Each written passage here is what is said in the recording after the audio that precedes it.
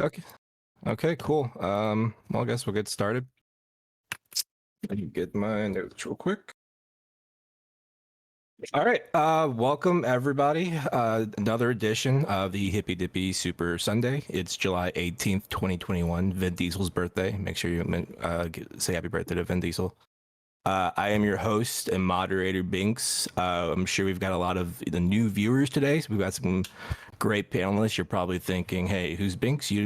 Nobody. I'm literally nobody. I'm friends with Danabo the Booker, and he gave me a show. I don't understand it, but here we are. But that said, I'm super excited about this panel. I think it's going to be a lot of fun. Real quick, I'm going to do a little bit of housekeeping, and then we'll introduce our panelists and get started on the first topic. So this show is one of 3 weekly Hippy Dippy shows. There's the Hippy Dippy Roundtable. You probably know that, hosted by Mr. Dylan Burns on Fridays. There is the Hippy Dippy Recruitment Show, which we revived this week, actually. It debuted a few hours ago, hosted by Mr. Geek, who's also right here. The whole gang's here. Also brought to you by Danabo, who does all the booking for the show. If you watched the Hippy Dippy Rumble last Friday, I'm of the opinion that it was all his fault. I'll just say that. But if you like the Twitch panel scene, Danabo does all the booking for those shows, so give him some support, give him a follow. Follow everybody here if you can. A lot of good content. And let's see. Okay, with that, we'll do a brief introduction of our guests. I think that will be fine. We'll go one by one. So everybody just kind of shout yourselves out, give a brief intro of who you are, what you stream, if you like long walks on the beach, or that kind of stuff. Let's start with Aircraft Sparky. Yes, so I am Aircraft Sparky. I am a nationalist conservative. Some would say I'm an isolationist. Not so much, but kind of really close to it. I'm not gonna lie to you. I also do arts. I do a lot of drawing on streams. I come do these debates, and man, I'm looking at doing things like VR tubing, doing live stream cartoons, having fun, making jokes when we can, celebrating our commonalities and discussing our differences, and trying to live my best life, and I hope you are too. Make sure to follow me on twitch.tv/aircraftsparky and at youtube.com/aircraftsparky.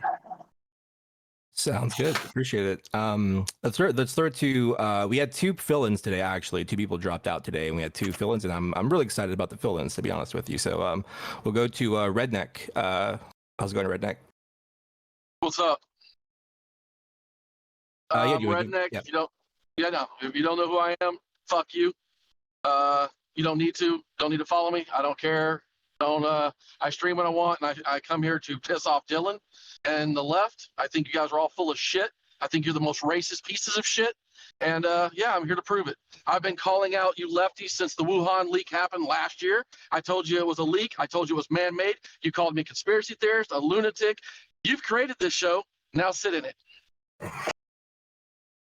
All right. I don't know if anyone else is going to beat that intro, but we'll see. Let's throw it to let's see, CTV, the man who I would say probably was stolen for the title, the Friday title of the Hippy Dippy Rumble. This was the spiritual winner, maybe not the physical winner, but the man, the myth. CTV, how are you? I'm doing well. Nice to be here, Binks. Thanks for coming. Let's throw it over to obviously the Vince McMahon. Some say he's the Vince McMahon of Twitch politics. I just think he's a very fierce advocate of ranked choice voting. Dylan Burns.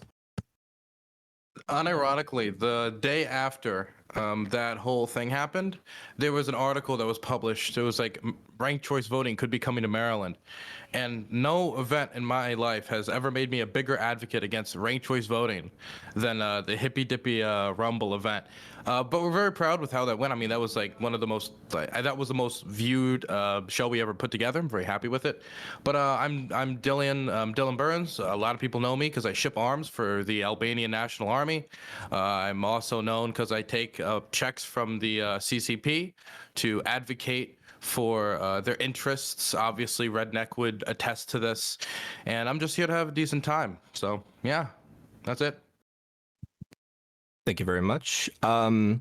Next, we'll go. I'm very excited about this one. We never had him on the show before. Haas from InfraRed. I just want to say I watched a stream of his last night where he systematically destroys the structure of empiricism. Okay, it's one to watch for sure. How are you doing, Haas? I'm doing great. Glad to be here. I'm Haas from the InfraRed Show. We're a platform for Marxism, Leninism in the age of multipolarity in the post-COVID world. Thank you very much.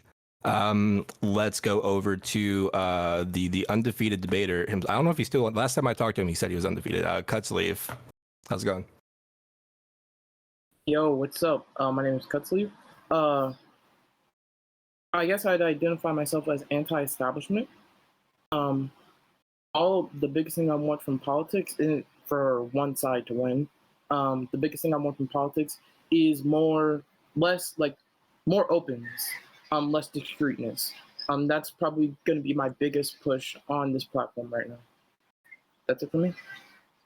Sounds good. Thank you very much. We'll throw it to, I would call her the Bob Dylan of Twitch politics because she does literally every panel every day and just never stops. Maddie Cakes, how are you? Great, thank you. Bob Dylan of Twitch politics. What a compliment. Yeah, I'm really happy to be here, and especially because I get to see so many of my fun friends, including who I thought won easily on Friday, critically thinking veteran.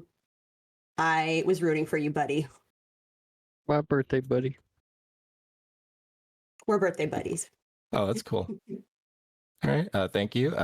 Finally, we'll throw it to this is very American centric. We need a little French flavor to it. And most notorious Frenchman of all time, Joan of Arc, Charles de Gaulle, Edith Piaf, Mr. Geek, who's on this panel. How are you doing, Mr. Geek? Doing good. Hi, I'm Mr. Geek. I did video for DylanBurnsTV, our event and everything. Don't watch me. I literally leave my stream on when I go to sleep. Happy Might to want to be bring here. your mic a little bit closer to your face, Geek. Just saying. A little bit. Yeah, Okay. I wouldn't lean in though because this very relaxed look is a total vibe, He's and working it's hard. working for you. I need to get you to. Should be Oh, better you know. now. Okay. Yeah, there we go. Are you wearing Are you wearing French flag glasses? Oh, I love it. It's beautiful. Okay. Well, I'll just go over the rules real quick, then we'll get into the first topic. So we're going to start with opening statements for each topic. So each panelist can kind of give a brief summary of their position, what they think about it. Then we'll head into a general discussion, which will probably last about 45 minutes. There are two kind of big political topics, and the second one's kind of it's sort of a bonus topic and shouldn't last too long, but we'll see. If you cannot speak due to over talking or something like that, raise your hand. I'll try to remember you and write you down, and then kind of pick you when an opportunity presents itself. This should go without saying. No TOS. Be nice. Try to be nice. Let's try to keep it constructive. If I can move it, if it's possible for me to move it to something place a little more constructive. If it's not going that way, I'll try. A lot of big personalities tonight, so I don't know how well that's going to go, but we'll try. And with all that out of the way, we're going to start with the first topic. Like I said, 3-minute opening statement. Voter fraud. We're going to keep this kind of general because I'm interested to see what everyone kind of had thoughts on it are, and we'll see where we want to go with it. So is it real? Is it a problem? What should we be doing? Should we be doing anything? And we'll start with Aircraft Sparky. Well, thank you so much. Look, voter fraud, it's a thing. It always happens every year. Does it happen to enough to sway an election? It really depends on what type of election you're talking about. Usually with local, yes, it definitely does happen. It can sway the elections. We see several times across the country where elections can be come down to 10 to 13 different votes. On the national level, of course, it's not usually that tight. However, we have seen in the past election that there has been several cases of voter fraud. This is why we need to push more towards voter ID, ways to actually identify the voter individually. Because as it stands right now, in several states, they have to just take someone's word on it. They don't even do signature verification. As we see what's going on in the audits in like Arizona and Georgia, there has been several accusations, although not proven fully, of voter fraud. It raises a lot of questions, and if people cannot trust the system of selecting our leaders, it is going to do nothing but divide this country even more. And this whole idea of voter ID being racist, you literally have to have an ID for almost everything in America today. If you want to fly on a plane, if you want to get a job, if you want to drive, and I know all those things aren't rights. I get that. But if you have to do anything in society with some type of officiality, you need an ID, to include purchasing a gun, which is a right. And as far as I'm concerned, background checks are pretty much unconstitutional, but they do require, in order to purchase this nice little tool, an ID. So does voter fraud happen? I do believe so. We'll get into the minutia of it. The extent, well, that's definitely debatable. Thank you very much. Let's go to Maddie. Hey, so voter ID laws. I know this has been a big issue, well, not only voter ID laws, but just voter fraud in general. So if we look historically at what has resulted in voter fraud, so the actual instances where voter fraud has been uncovered, those instances are primarily people who try to vote twice. This whole notion that there are people voting without IDs because somehow they are different than the person they claim to be, or there's some mass conspiracy where all these like fraudulent votes are being cast, is simply untrue. And that is echoed by the court system, who has rejected every single contested vote or allegations of fraud in this last election. And I believe that tally is now above 80 different cases that have been thrown out. And this includes ones that have been so-called audited by so-called neutral parties or, nonpartisan, whatever. So I think it's largely scare tactics. The one reason that I personally, and a lot of people on the left, are opposed to requiring a government ID for voting is because it is cost prohibitive for a lot of people in this country. So when we put barriers to voting, like a voter ID, where people are then required to spend money in order to purchase an ID, that is something that prevents them potentially from voting. If we had a way to make government IDs free, where everyone was issued one, regardless of whether or not they could pay for it, that would be a different story, because then we would be eliminating that barrier to voting. But until we do that, until we address the barriers that prevent people from participating in democracy, including not being able to afford it, it simply won't lead to a more equitable system.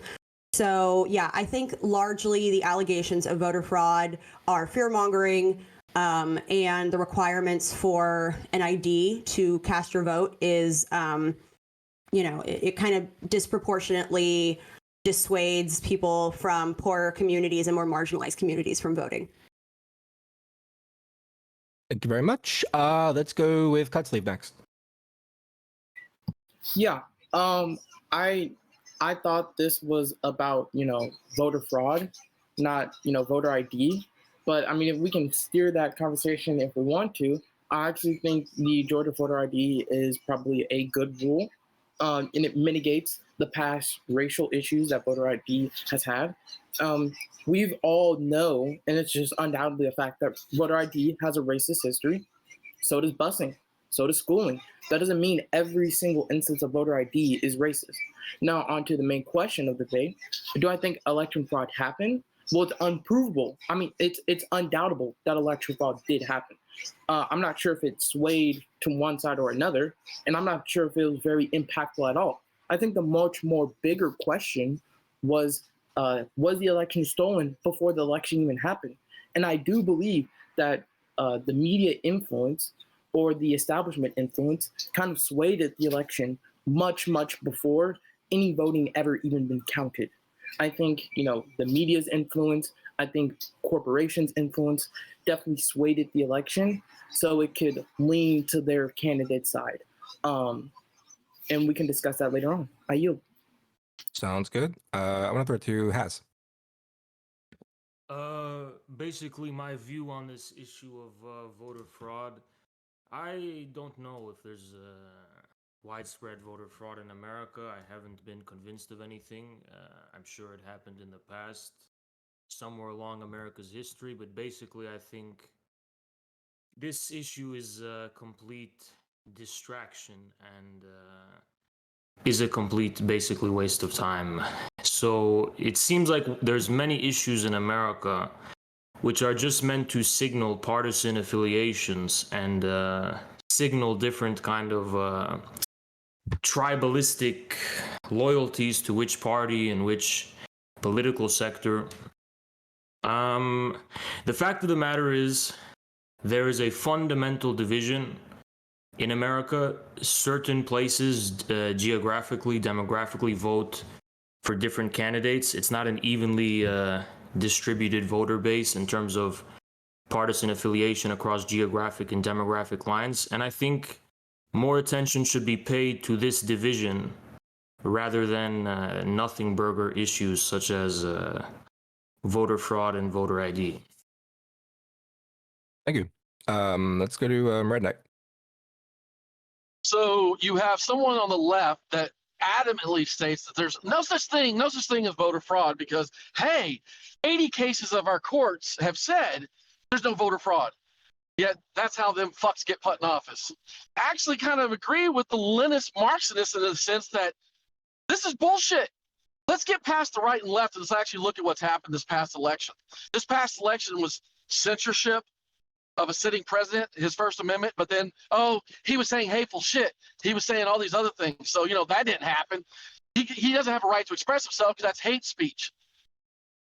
I bet that Marxist, Leninist guy, he can say that there's no such thing as corruption either because in his form of government, you don't have a say. You're just another puppet. That's what's happening in America today. Let me make my case first. Don't speak for me. Let me Okay, all right. Did I interrupt you? But you're talking about me. Yeah, well, so I'm going to start talking about you in a minute too. You're going to interrupt me, so shut the fuck up right now. Maybe I will. Let's finish. 10 and 2. 10 and 2. All right. Guys, I know I'm handsome. You don't have to. I know I'm unavoidable. I'm such a distraction. You can't focus on your own. Yeah, I got you. Now shut your mouth. I got Shut it. Only talk about me. Shut your mouth. Shut We your can go mouth. into this in Shut your big general. ass mouth, Shut your mouth. What you going to do? You going to come over here? Come on over here, please. All right. Please. Okay. I'm telling you to shut up. How are you I know, please. How are you gonna See make me that? I'm shut still up? perfectly calm. I'm just not going to listen to you. I'm just going to overtalk you, right? All right. So either A, Can the we keep moderator's it- going to take control of. Don't listen to me then. All Off right. to a great start. All right. Redneq, can you please finish your statement? Okay.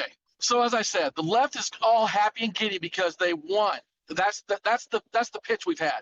For a year and a half, we've listened to this bullshit. We have point blank true shit that happened in the court systems. COVID, all that bullshit, come on. Two topics that intertwined and made our government say, fuck you voters, we're going to do what we want to do. Maddie's just laughing because, it's our side. Dylan's laughing because, it's just our side. We're happy. But guess what? One day that's not going to be you. It's going to be the other side that you're going to be looking going, my pussy hurts because they took my vote. Keep talking, y'all. This is not about right or left. This is actually about government. They don't care about us. They've proven it this election. They did what they wanted to do. Fraud happened. It has been proven. It's in factual evidence. And you bitches can keep saying we won when all you're doing is sucking the big corporate cocks and taking it like men. Go ahead. Have at it. Thank you, Redneq. We'll go to Dylan. I feel like Dylan wants to respond. First, I'd say that the cocks I suck are not corporate. Just want to make that They clear. definitely are. They're not. They're just normal cocks.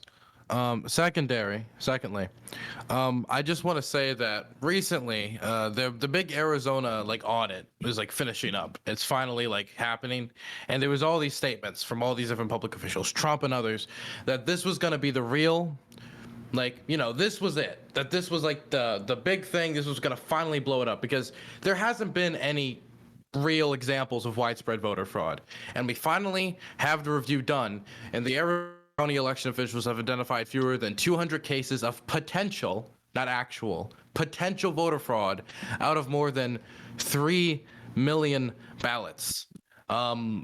This really is an issue just to beat your chest on. This is an issue that I think right-wingers say to other right-wingers to hype themselves up on, but there isn't much voter fraud to actually look at here in this past election. It was not widespread. Trump's own officials admitted publicly that it was not widespread. Those officials then got fired by Trump for admitting that publicly.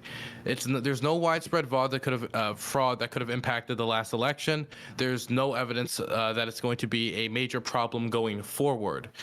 And when it comes to the history of voter ID laws, we can just go into a time where we were all still alive in North Carolina, where they tried to pass voter ID laws and they were ruled unconstitutional because they were specifically choosing voter IDs that are used majority by the black community. And while they never mentioned in the law, we don't want black people to vote, what they did is they laser focused on IDs used in the black community, and that's why it was ruled unconstitutional. While that isn't the same with all voter ID laws basically in effect adds another barrier between people and voting. And if I haven't been presented any evidence that that voter fraud is a serious issue, why would I want to put more barriers between people and voting, no matter how minuscule? Definitely when voting is such an integral part of this nation's democracy, however flawed it is. So you would have to actually make a serious case to me that it's a legitimate issue if you're going to be asking to spend government money on a problem or waste any of our time on a problem. This feels more like a way to kind of virtue signal and just kind of really just honestly just target the vote. That's really what it feels like. That's it for me. Thank you. We'll throw it to Mr. Geek.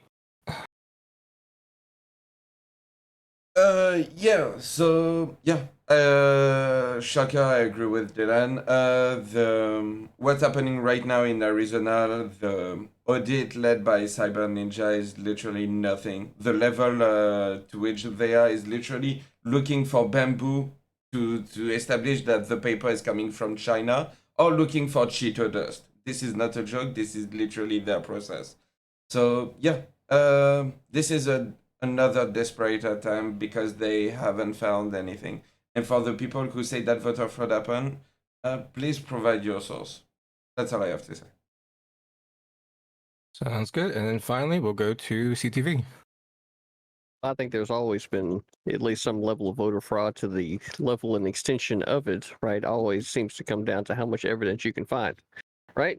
So I'm sure there's going to be a lot of nuance about that particular conversation. But at this time, I'd like to point out, everybody, especially here in the Central Florida area, right? It's hurricane season. Make sure you get yourself a DC to AC inverter, right?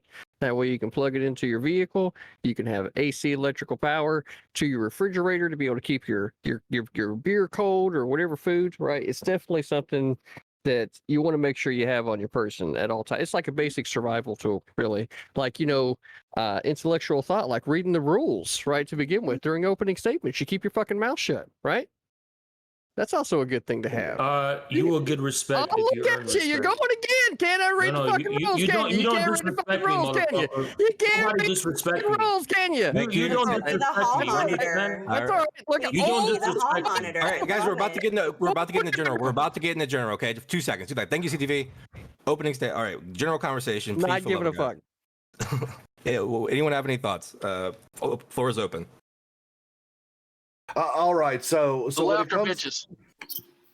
True. When it comes down to things like, Thank you for does that voter analysis. fraud exist? Yes. Let's see here. I have this right here. This is from VOA. They're saying in Georgia's election there was as many as 1,000 voters who may have double voted.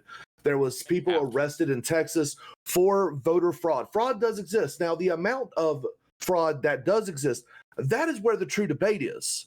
So the question That's is, not a debate, bro. Don't give them that. It's they say it doesn't exist at all, and it does. Wait, Well, it does exist. wait. To be clear, nobody on this panel, on the left, this mystical thing you're trying to create on whatever the left is, never claimed that voter fraud doesn't at all exist. It's just in such minuscule amounts, it seems pointless to try to put up more barriers between people and the vote. Every election is local, Mister. I know everything. I've served and I've helped governors and mayors and a local councilman. Come on, Dylan. Why are you Every being- fucking Has no Are you connection. okay? I could list my credentials too. Like I learned how to do email marketing. That has nothing to do with what we're talking about. I didn't try to like pull out a card and like look at my best. I don't know why we're doing this, but all I'm saying is there's not much. If you can show me all these examples of this becoming a major issue, but like what you're talking about, like for example, like let's wait. Let me finish. New York. Can somebody? What about New York?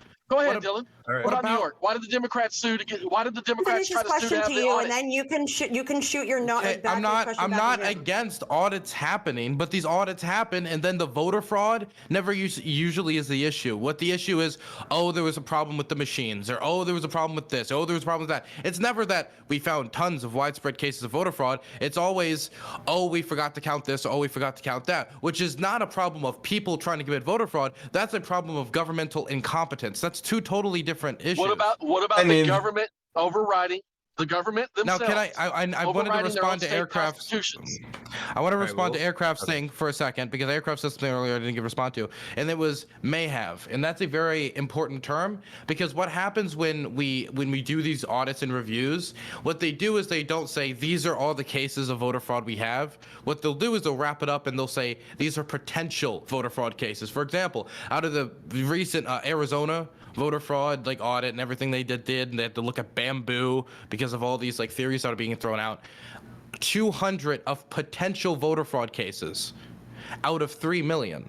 And what that showed is most likely it's not going to be 200. It's going to end up maybe being 100 or maybe 110 if I'm being generous out of that potential, which shows that it does exist, but it shows that it is so minuscule that the idea was going to actually cause an effect on the election, to overturn the election or change the outcomes of the election, which is what these large-scale voter fraud laws and voter protection laws are being passed in order to combat, seems like a waste of government funds. It seems like a waste of everyone's time.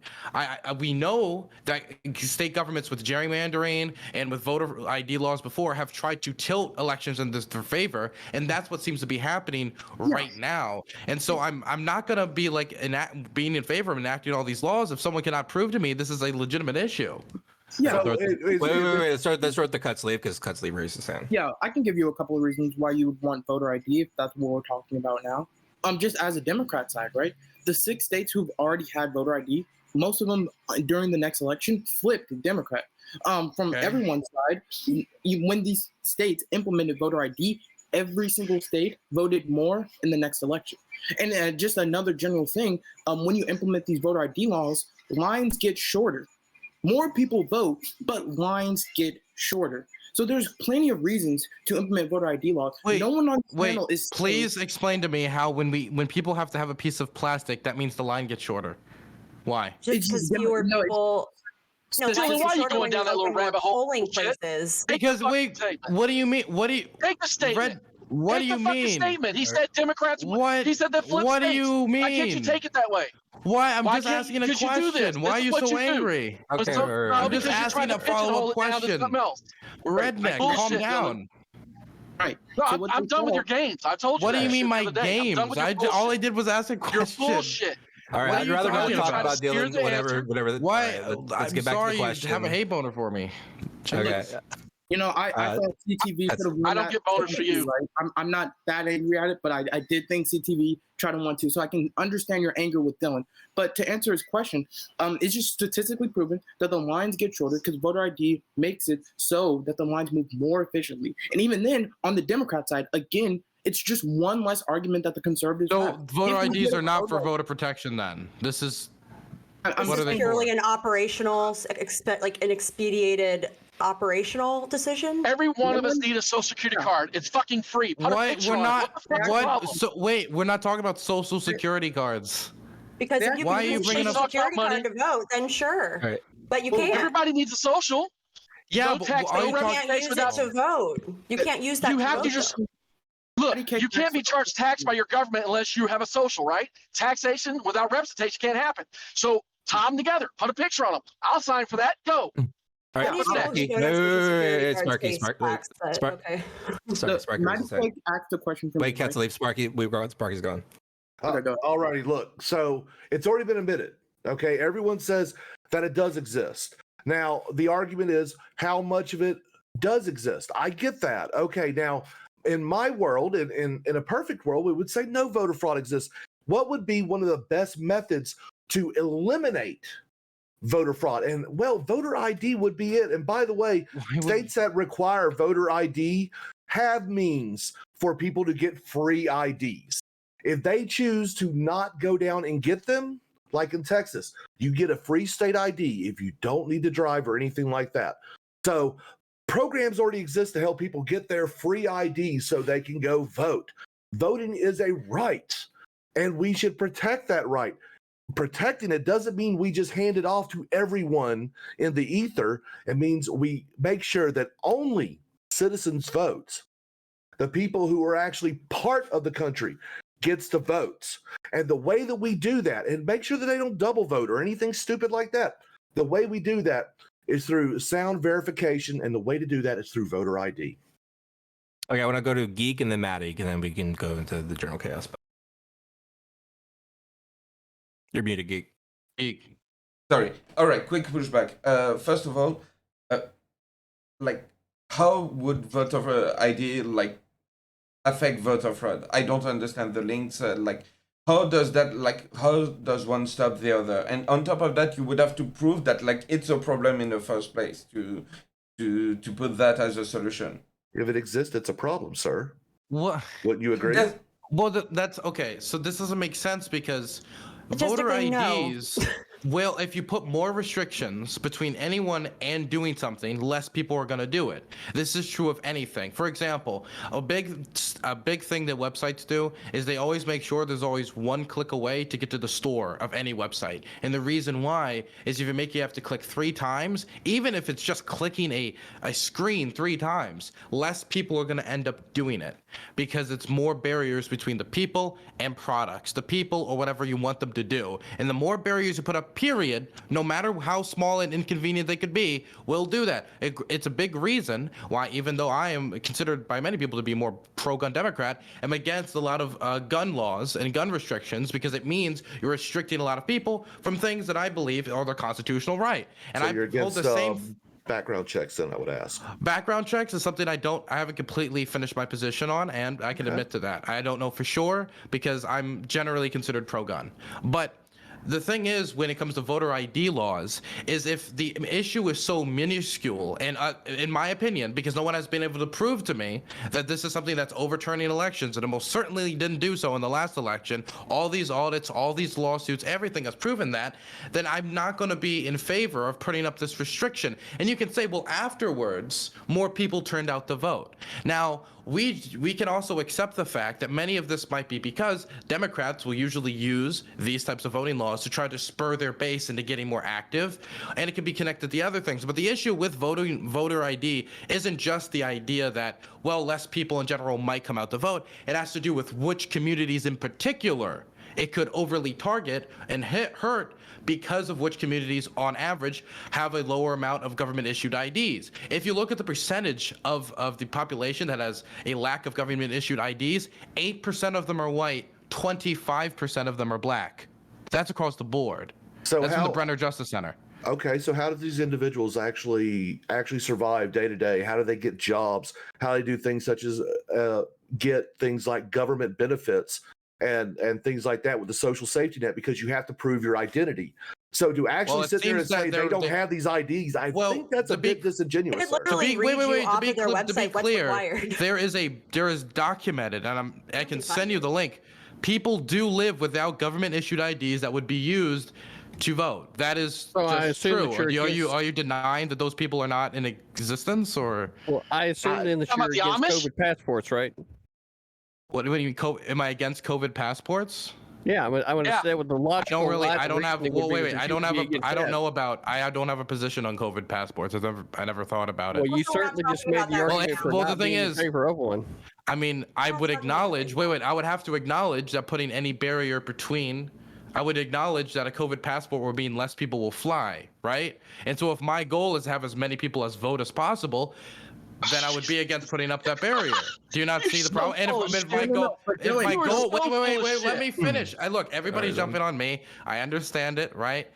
Oh, you want to get your hits in on Dylan, but at least let me finish, right?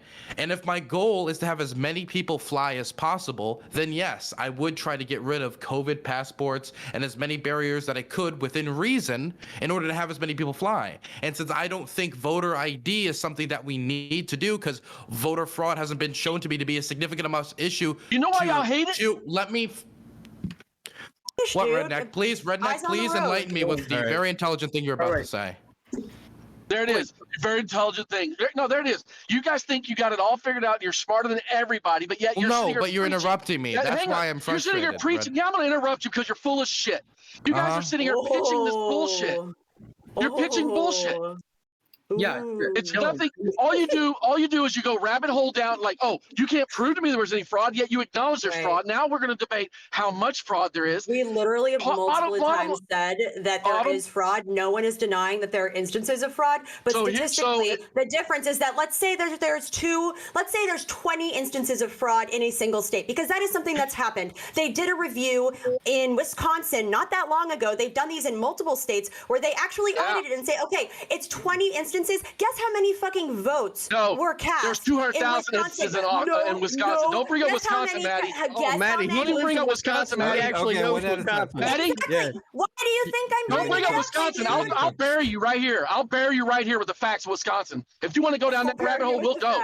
Go for it. Can I finish my earlier Wisconsin did follow the state constitution. They accepted 270,000 votes without constitution. Okay, I'm calling it. Stop. Okay, Cutsleeve, and then. Wait, I was supposed to speak before. Oh, Maddie, I'm sorry. Yeah, Maddie first. Sorry, I'm sorry. Yeah. So I know we're getting down this rabbit hole of like voter IDs, and then like you Dems don't know what you're talking about, rebel.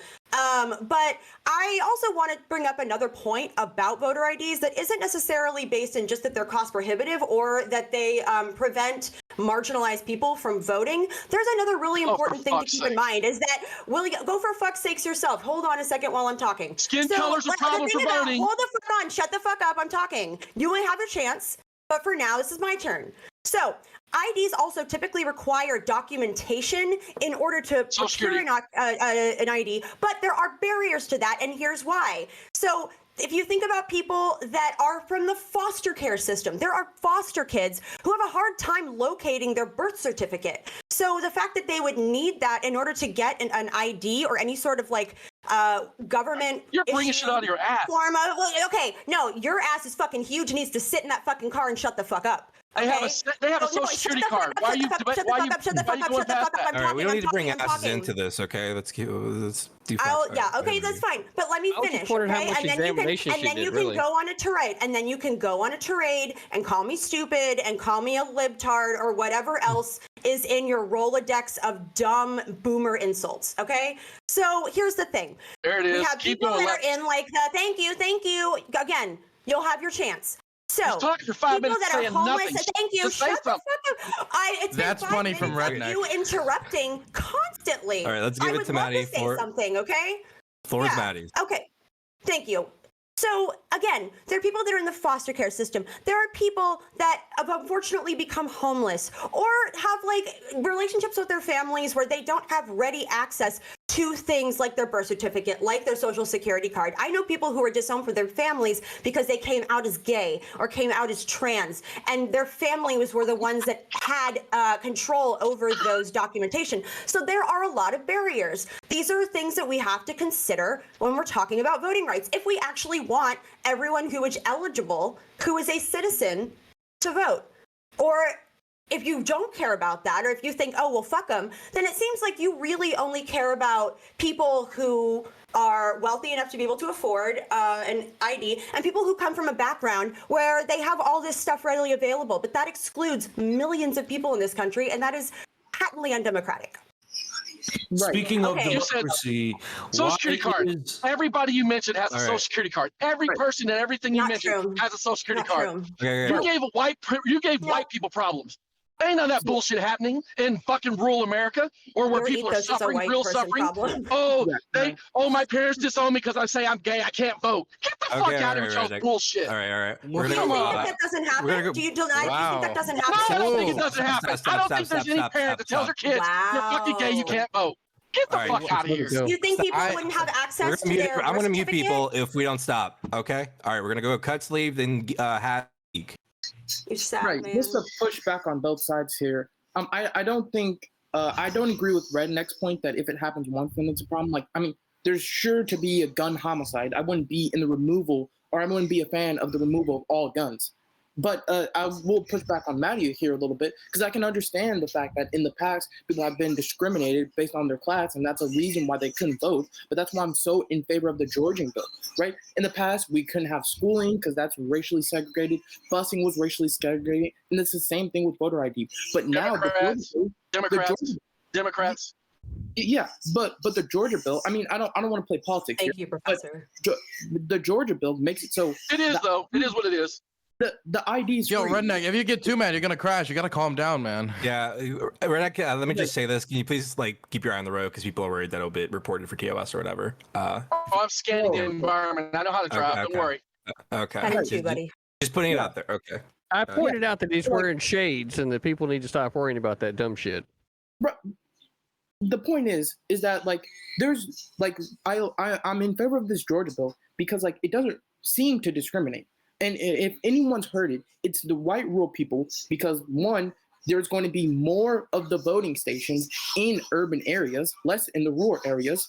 But overall, Black people en masse, like not even close, are in support of the Georgia voting bill. Most people are in support of the Georgia voting bill overall.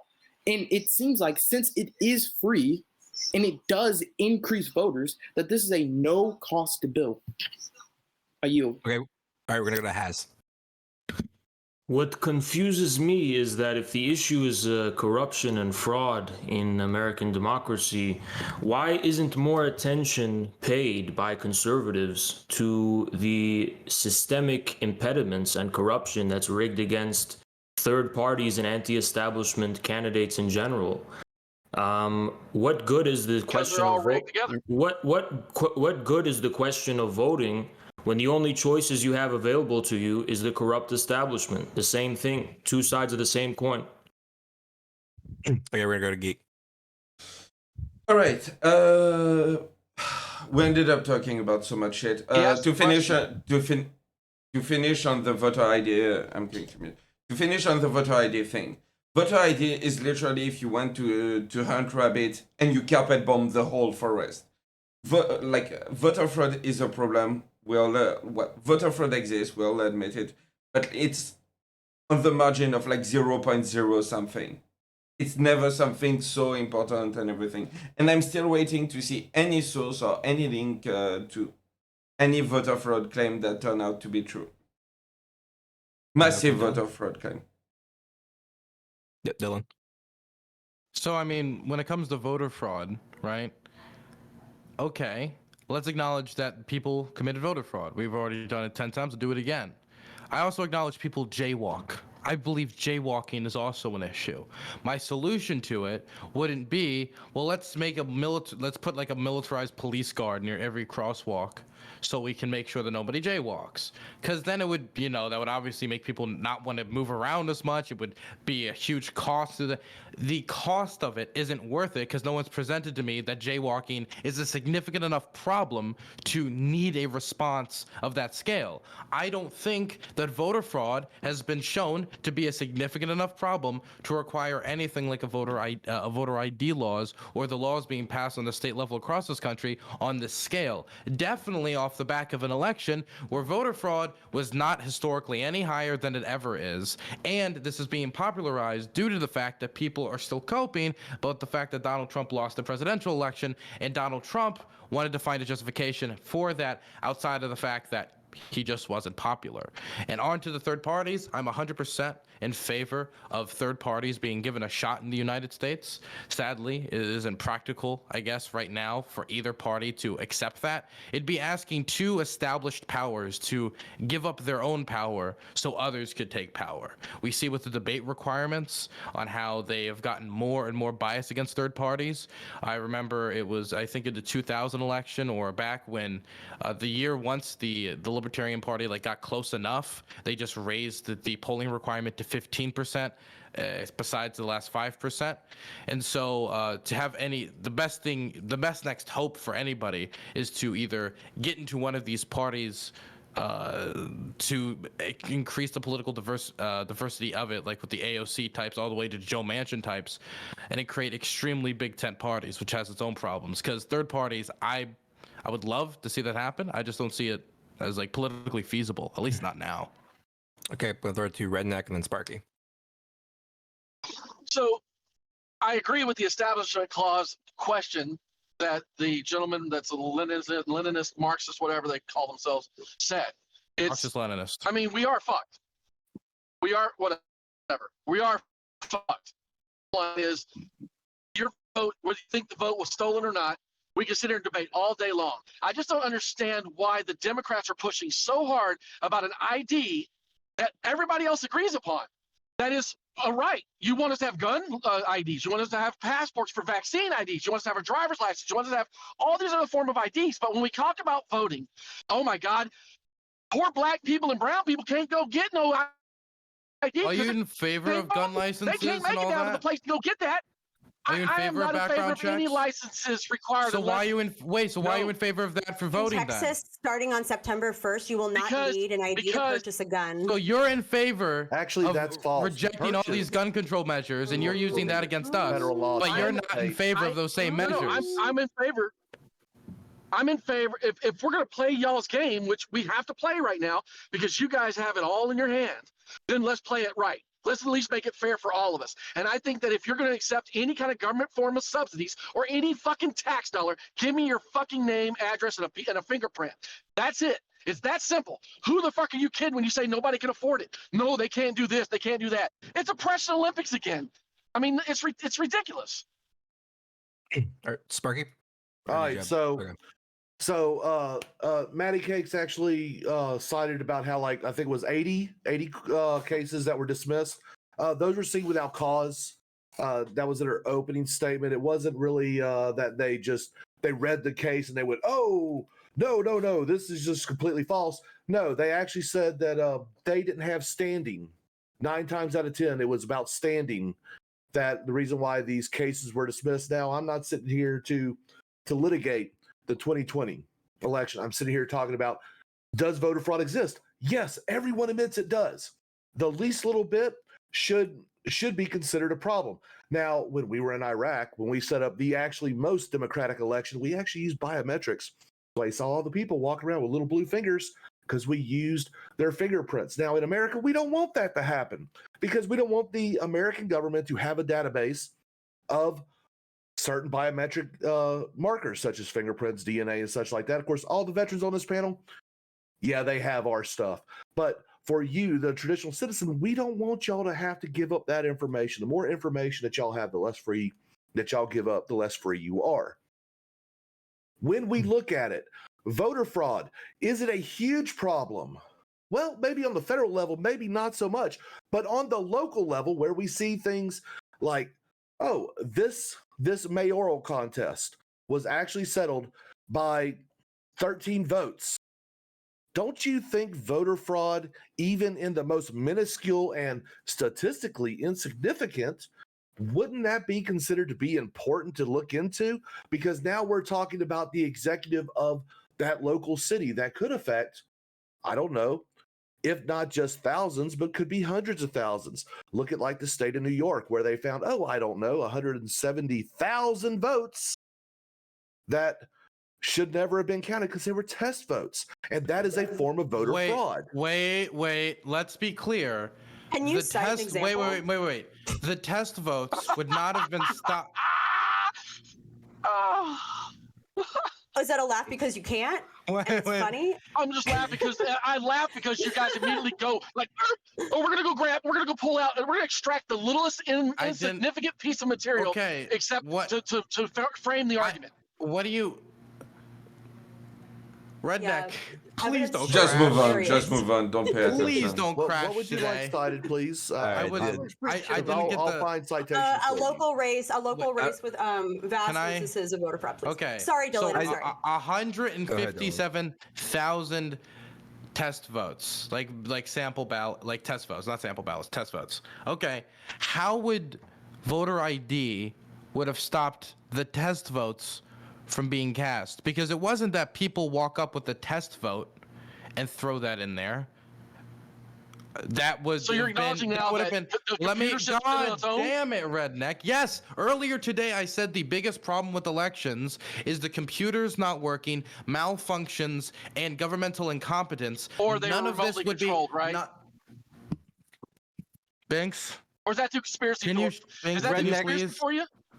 Redneq, can you please let Dylan finish his point? Sure, I can. I just like digging in his ass like that. Thank you. I can tell. Redneck, Alright, I don't want you to dig in my ass. Thank you. no ass talk. All right, new rule. No ass talk on the show. Okay, go Okay. ahead. Boo. 157,000. Just because it's not corporate, though? I mean, Right. CTV is like Okay. you draw the line at first they took ass and I said No, all right, Dylan. Everyone, play the quiet game. Dylan's gonna talk because he is putting his hand on his head like he is annoyed.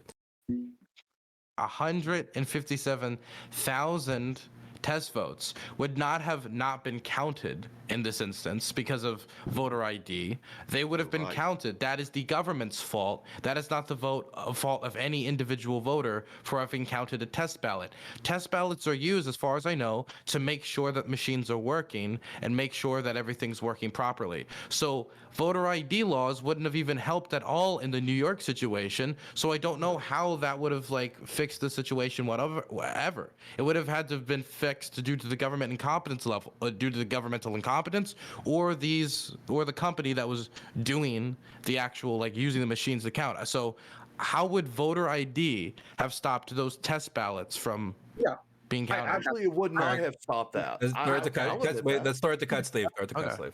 Yeah. So I don't, like the, election fraud turned over the election. I don't like that type of argument. I like to argue more of a utilitarian standpoint that this would probably benefit everyone in their own ways. And I think this would overall make the elections more efficient, right? So specifically nothing to do with 2020, but there was another situation with New York where signatures weren't checked and 250,000 ballots went missing. Same thing with California, 100,000 ballots need to be rejected because of just elections inconsistencies. Now, no one's saying that this favored a party or another. That's why it wasn't a big thing in 2016 or in the past election. But what we're saying is voter ID would make it so these signatures didn't have to be thrown out and just make the election process and the voting process much easier. It would make the election much more efficient. That's why you see in every single state, specifically Indiana, where as soon as they implemented voter laws, the voting went up 30%. That voter ID makes elections more efficient. And that's what in the lines of I want to debate about. So Does it stop voter fraud? Does it stop? He's not arguing a voter fraud argument, I don't think. Yeah. Because the topic he's is making a voter different argument.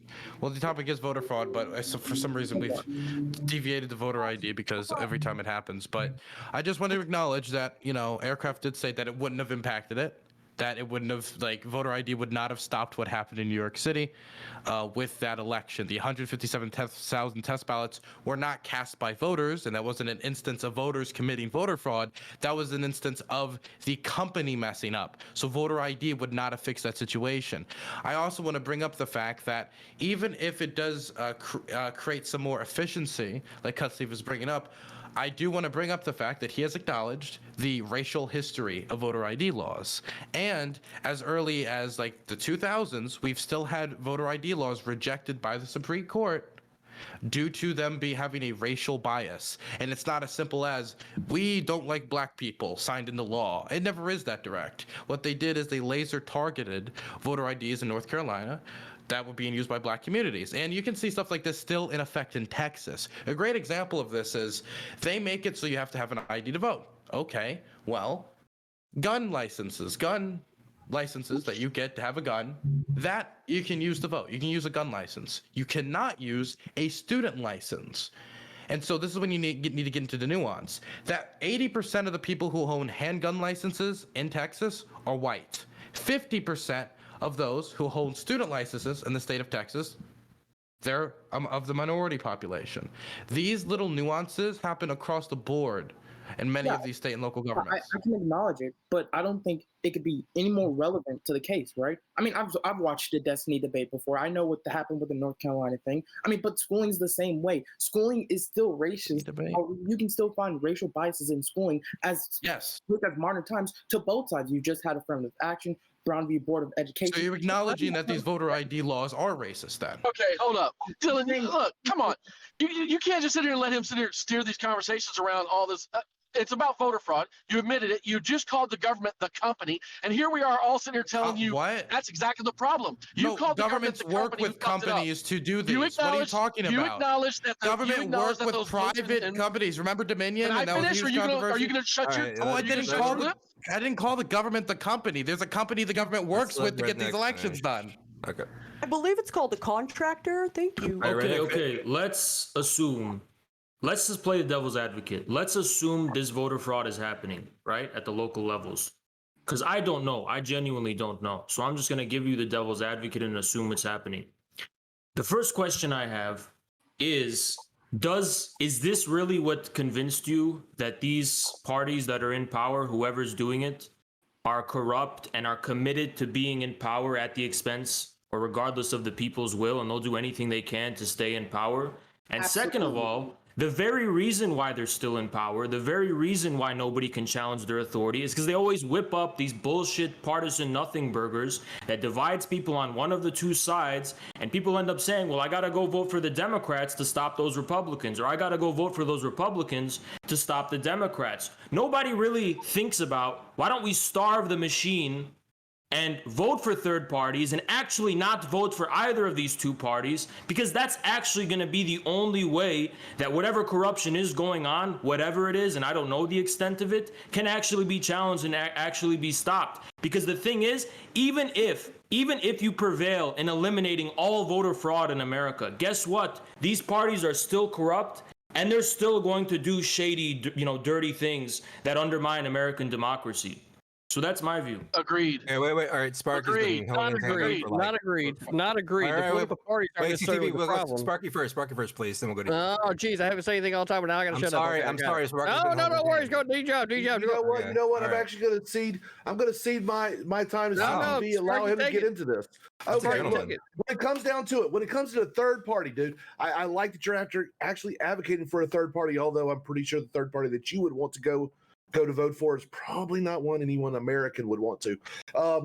When it comes down to it, let him have a try.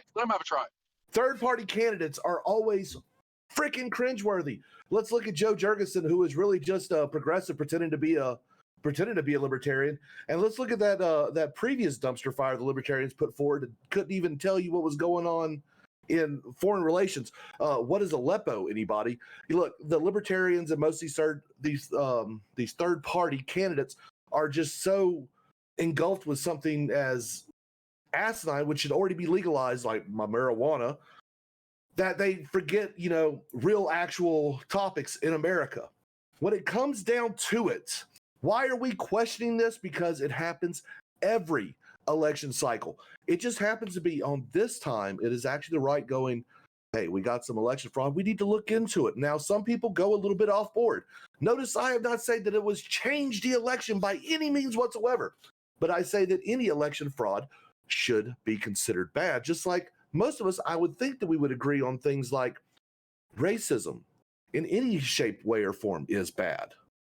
But, of course, we've got people here playing team sports. I am looking out for America, the big thing, and y'all are looking out for America, your team. So look at it under that deal. We can sit there and go, hey, theft is bad. We should do things to deter theft, to make theft even harder. things like that. Just apply that. Instead of say theft, say voting.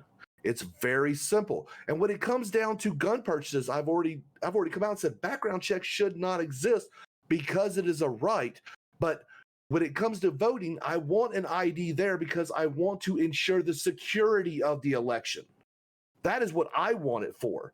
Just like the left will argue they want a gun registration for the security of gun ownership. I mean, that argument goes both ways. So that's the way it is. Thank you, CTV. The political parties aren't the problem in this country. The problem stem back to the creation of the Federal Reserve, but that's not the current topic. So, that's why I can't agree with no communists, not fucking ever. And that's just kind of where I'm at. Okay. Well, regardless of the issue of the Federal Reserve, if we're talking about democracy and voting and stuff, it stands that the number one issue is the two-party duopoly. And I agree that so far the third-party candidates that we've seen have not been promising, and that's fine. But why can't a better third-party candidate take their place? It's the only shot the American people have to get out of this infinite loop of the only way that you're going to be able to do that is to get a more educated voter, regardless of how the political systems are set up. I would support the emergence of like a third party. God, Maddie. The problem is that come on, Maddie. CTV, there was a direct question answer back and forth. I ain't said nothing all fucking. You know what? Fine. Go ahead. Let me know when the rest of y'all want some education, and then I'll educate y'all, and then y'all can talk about that. Okay? Okay. No, you know what, CTV? I would like some education, please. Oh, now we want some education. I was wrong. I'm sorry. All right, Redneq's been holding his hand up for a while. I'll go through it. Redneq, go ahead, buddy. I mean, the reason I agree with what's your name, Leninist? What is your real name here on Haas? My name's Haas. Haas. Okay, I apologize for not referencing your name directly. Haas states, I agree with him from the aspect of corruption. I think both sides played the cards stacked the cards against us citizens. I am all for a third party, a fourth party, a fifth party. I'm for fucking whoever wants to run. I don't believe in a right and a left. I believe in America first. Point blank, that's who I am. That's what I've always been. You can call me a nationalist. You can call me whatever you want. But if you can't love yourself, you can't help nobody else. And we don't love ourselves. We hate each other. We're pointing fingers. We're screaming and yelling. We're blaming each other for what our government is doing. And I prefaced the intro that way. I said, I'm tired of the left and this right bullshit. The government themselves didn't listen to any of us. Those of you on the left who think you won this time, you didn't. He's not passing all the things you want passed. He's only passing enough to get by, to use your vote. And it happens every 4 years this way. And I'm tired of it. I am done with it. And as the old boomer in the room, Maddie, who's been through many of these, I voted for Democrat and Republican throughout my life. It's bullshit. You guys just think you got something special going because you're young and it's all in the moment. When you get to my age, you'll realize how fucked it is right now. This is bad. It is not good for any of us. Here we go, Maddie. Then Cutsleeve. Old.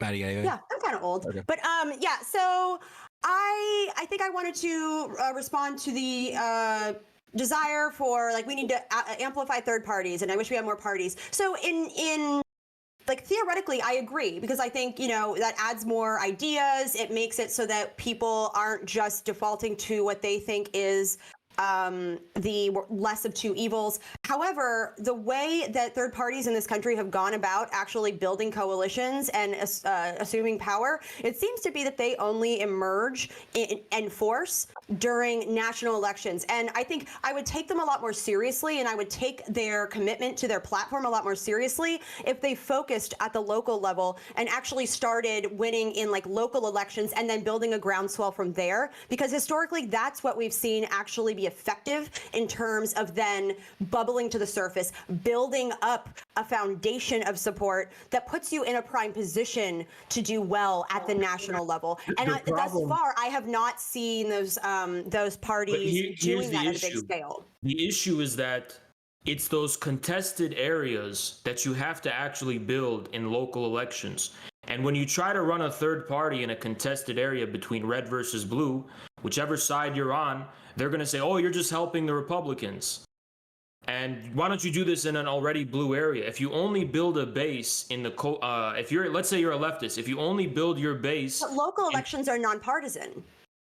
So, like the but they're local level. between. They're usually what do you mean? They're very partisan. They're very they're No, partisan. they're not. Well, no. Okay, Yeah, okay. they I are. don't Wait. understand what you mean. Wait, let's Okay, let let me- Maddie I can- clarify I or can- whatever. Okay. Yeah, clarify. Yeah, so it depends on the state. It depends on so big cities, yes, it is partisan. However, for local elections, for my hometown of Los Altos, California, when you run for city council, when you run for mayor or anything else, and this isn't just like at a small town, you don't run as a Democrat or as a Redneq, Republican. I don't know why you're laughing. She's right. You run as a nonpartisan. No, Like, I'm that's sitting here all- looking and that's because I how was it just is in Los largely. Altos. I was just in Los Altos, so to hear her talk about oppressions, You were in Los Altos, Holy California. shit. Lynn and Chandler, I was say just hello. there. I was eating at Los Altos Grill every night for the past month and a half.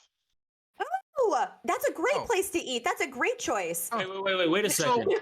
well, If I would local like- elections are nonpartisan, That's my hometown. then how could they possibly benefit a third party running up to a general? How would that be a form Because of what building you a base? do, you see it as a launching pad. So when you establish yourself as a nonpartisan, what you're able to do then is effectively govern in that position. But then say if you're like a city council person who then wants to make the leap to maybe run for an open house position or run for a state, more likely like state assembly or state senate, when you have that that resume of success where you're saying, hey, we were able to do this in this local town and this is what we are able to do. I'm proposing that we bring this to a statewide level, or like this is a blueprint for what's possible. And then you build those relationships and you are able to then build a groundswell of support. I just don't see that. And maybe that's my own blindness to what's actually happening. That the real backbone of being able to build national coalitions and national movements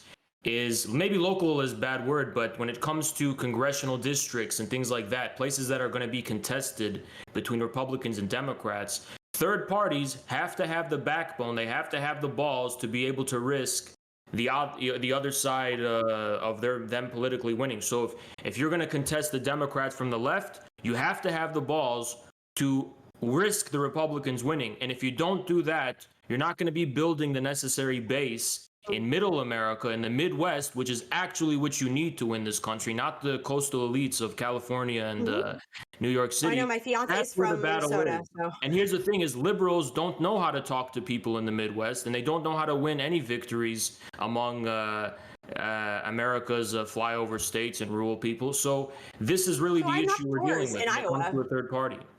I knocked doors in Iowa. I knocked doors in. Sorry, one last thing. Just One last and then thing. I We're wrapping up, and Yeah. we'll go to closing thoughts after. So Yeah, because I agree with you. I think the Midwest in particular should be seen as like the battleground. That is where we should be focusing our resources. And I say that as someone who has spent a lot of time in the Midwest. So while I'm from California, my fiance is from Minnesota. My entire dad's side of my family is from rural Illinois.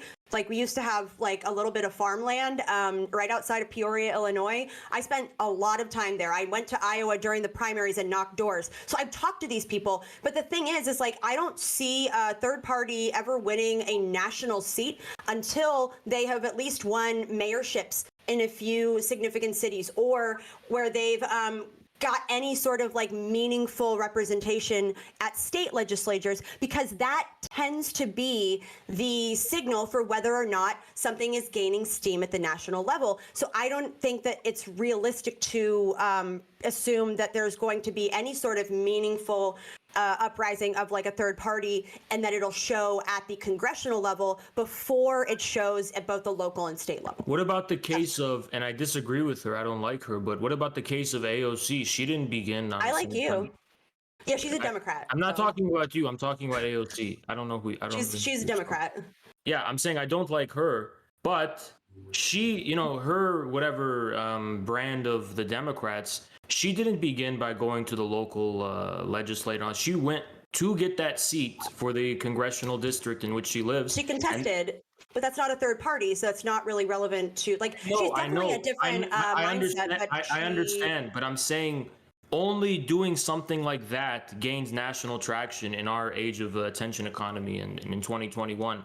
Doing all this local mayorship, like Shawama Sawant in Seattle went on to the city council. Literally nothing came of it. Like nothing actually was produced. Yeah, and that's a massive. Well, that's a massive Well, miss. I do want to say that Hans has a point here, it is true that knocking out someone like Joe Crowley and opening up with someone like AOC, who knows how to get attention in the modern information economy, knows how to communicate to a class of voters, the young people in particular, better than like Nancy Pelosi and Chuck Schumer do, much better, is extremely useful. But I would also say that her not having an experience. Yeah, I know, but the topic moved on. We're about to have closing statements. I will also say, though, that it is also true that her not having the experience from going from a very local government up to that position means that she wasn't able to build effective political ties up to her getting into office. And that is something that has hobbled her for the first 2 terms of her being in office. She's been able to make up for it in a lot of ways through how popular she is with young people and make herself a national figure. But it's also true that somebody with local governmental experience would know how to maneuver the levels of government much better, and would also have a lot more local governmental ties of other people who are going to come up with them. So I think that I do actually have a few problems with the AOC model when it comes to like governmental experience. But I do think that she was, I think it was very successful for her. Cool. All right, we're gonna go into closing statements. Do you want to just count that as your closing statement, Dylan, or do you have more to? Well, I that was not really. I would like a. Okay. All right, we'll go around. All right, we'll go to CTV. I don't want to go first. Okay. All right, Mr. Geek. I've waited this fucking long to talk. I can wait till the end. You know what I'm saying? Hey, you're right. All right, Mr. Geek. I don't know. We're going to loop, but anyway. I'm going to address everything in one statement. Alright, first of all, voting ID, again, not a solution for voter fraud. I don't know why we bring this up every time. It doesn't address. We can talk about voter ID when it's the topic. It wasn't. I don't know why we spent so much time talking about this shit. I wanted to go back on what Cutsleeve said at the beginning with the media influence in the election. Trump was covered non-stop. So if one person had more media attention than other, it was Trump. What else? Yeah. The reason of this topic at the beginning, or at least I think, was the Cyber Ninja recount, which again is nothing but copying. There was already a recount done in Maricopa. There was already an audit done in the same county. Nothing was found. And again, I'm going to ask for people to. Oh, last thing that I wanted to address. We need to differentiate like local election and like national election. The process used in those 2 elections are not similar. You don't use the same process to treat like tens of thousands of ballots that you would use to treat like 10,000. Yeah, that's pretty much it. Thank you very much. Let's go to Cutsleeve. Yep. So, in concluding statements, I haven't heard any good argument for why we should oppose voter ID. I know voter fraud was the topic, but that's just kind of how the topic pivoted. I still stand by my claim that it's going to be more efficient for our country and our voting systems in the country, specifically Indianapolis, but all the 6 countries that implemented voter ID laws, they've all seen an increase in voting participation. So that's a reason why you want to vote. Decrease in like voter inconsistencies. That's the reason why you want to vote, to avoid these New York situations, to avoid California situations. Now, onto Mr. Geek's point, I do think there were some election secrecies before the election started, although he's right that Trump got a lot of earned press, which is like press that you don't pay for. Though that press was bad, a coverage from, I think it was from CNN, covered that, maybe not CNN, but I remember someone reading that 93% of Trump's coverage was just bad, not false, but bad. Even if you want to say that is deserved from Trump because he says a lot of stupid statements, I still think it does indicate a bias in the way presidency should be ran. I do think there was a lot of lobbyists on Biden's side. You can just see what happened to Bernie. And then the last thing I want to say is Kevin Costner literally lied to the FBI 17 times to try to spy on Trump's campaign. So if you're not going to say that I don't think that election fraud happened.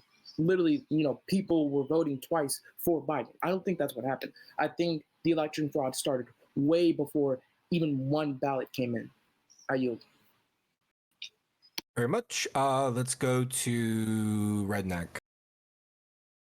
I could sit here and steel man everything that he just stated, but I mean, those of us that paid attention to the last election, that's what we saw. We saw corporate America colluding with any anti-Trump. Anything Trump was bad. Anything Trump was racist. Anything Trump was Russian collusion. It started before he took office. It still hasn't stopped. True. It's been the excuse used. It's been the excuse used from day one.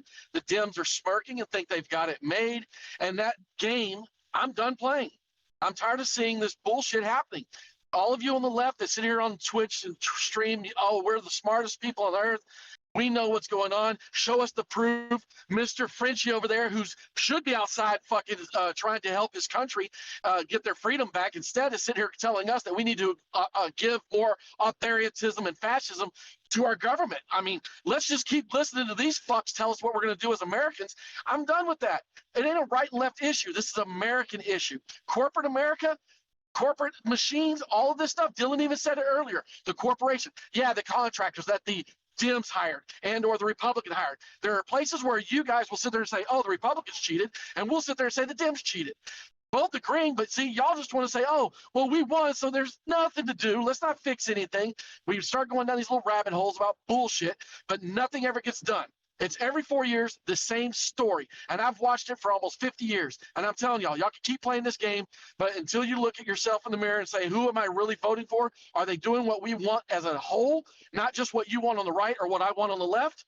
We're not going to get anywhere. And as far as Haas is concerned, I hope that he can get a chance to have his political ideology seen. Do I think it's going to win? Fuck no. But at least if he believes in it and he's an American and he believes it'll help America be a better country, that's what we're all supposed to want, right? Third parties, any party, I don't care.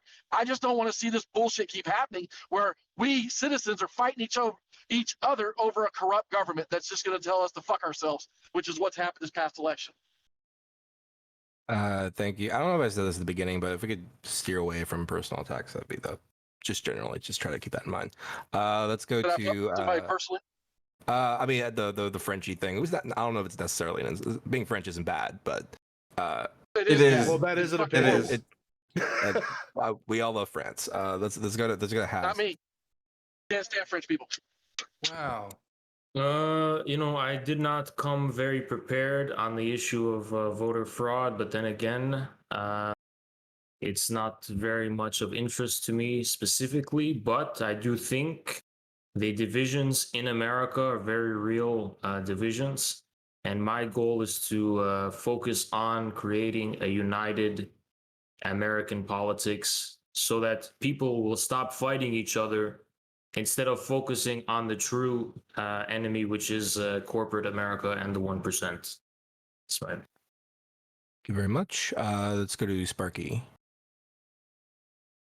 All righty. Look, no one has denied that voter fraud does not exist. Now, yet again, we've talked ad nauseum. What's acceptable fraud? I'll say no fraud is acceptable. But look, as much as I like to pick on the French, I still love the French.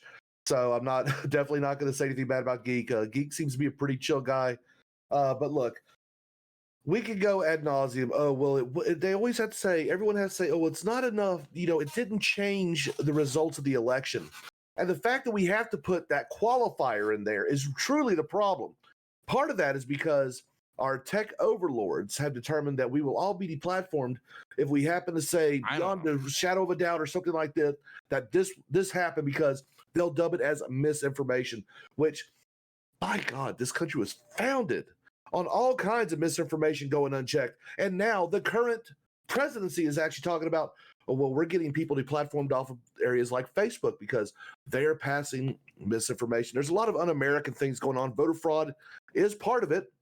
And if we can wipe out some of this un-Americanism in America, I think we can make America amazing. I yield. Sounds good. Let's go to Maddie. Yeah. Quickly clarify, the reason I critique America and our systems as much as I do is because I love our country and I see so much potential in what this country could be for so many people, not just wealthy white people. It's like when they say, you have great friends when they not only give you compliments and support you, but they also give you shit and call you out on your shit. Like, that is what I see myself doing, and anybody who wants to improve our institutions.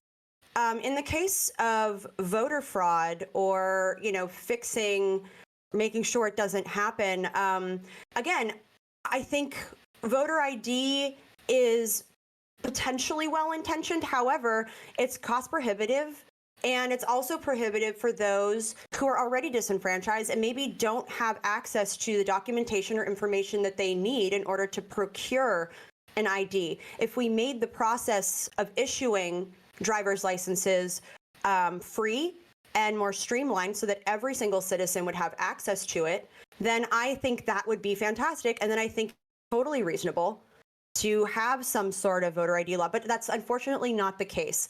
And so I think that requires us to look at what else we can do. It's also looking at whether or not voter fraud is this widespread issue. No one's denying that voter fraud exists. However, the instances of voter fraud are so small that I don't think it warrants the kind of sweeping legislation that we're seeing happening, particularly in government-controlled state legislatures, and that's presuming to protect voter fraud. I wish that a few instances of abuse of a system, I wish the right-leaning people on this panel took that same attitude for like, oh, well, we need sweeping legislation when there are just a few instances. I wish that took the same attitude with gun violence as they do with voter fraud, because one actually results in like the deaths of people and one doesn't. But that's a conversation for another time. I love America. America great. America good. France pretty good too. Go America. Certainly. Okay, we'll go to Dylan. For somebody to want me to get voter fraud, not to get voter ID, I would need to be proven that voter fraud is a significant enough issue for us to deviate time, attention, political capital, money, and of course, actually putting up, and most important part, putting up barriers between people and the vote. And in this conversation, the biggest example someone brought up to me, as of recent, was Sparky, the 157,000 test ballots, which we all acknowledge would not have been stopped by a voter ID. And voter ID laws that have been passed on the state level have been ruled unconstitutional on many occasions because of their racist background. We all acknowledge there is a racist history to voter ID laws, and we also acknowledge that there are a population in the United States without voter IDs. And the voter IDs that get approved, like Texas, for example, will get sometimes be approved. They'll approve the ones that have majority white populations, but not the ones that have majority minority or black populations. Great examples in Texas. They approved of gun licenses being used as voter IDs, but not student IDs being used as voter IDs, which is overwhelmingly used by young people who are overwhelmingly left-leaning, and also used by majority minority population, about 50%. So if somebody wants me to be in favor of a new type of regulation, definitely it's something as integral to the United States and to any country as its electoral system, you're going to have to give me a pretty damn good justification. So I have not been giving that justification during this talk. And the new Arizona audit just came out to show that the idea is that there was widespread voter fraud in Arizona that could have affected the results of the election was untrue. Out of 3 million ballots that they looked at, only 200 may have had a problem. Only 200 may have had a problem. It'll end up maybe being around half of that. So I don't know. Doesn't seem like a significant problem for me. Seems like post-election cope. Hope everybody's doing okay. Thank you. That certainly sounds like politics. Okay, let's go to CTV.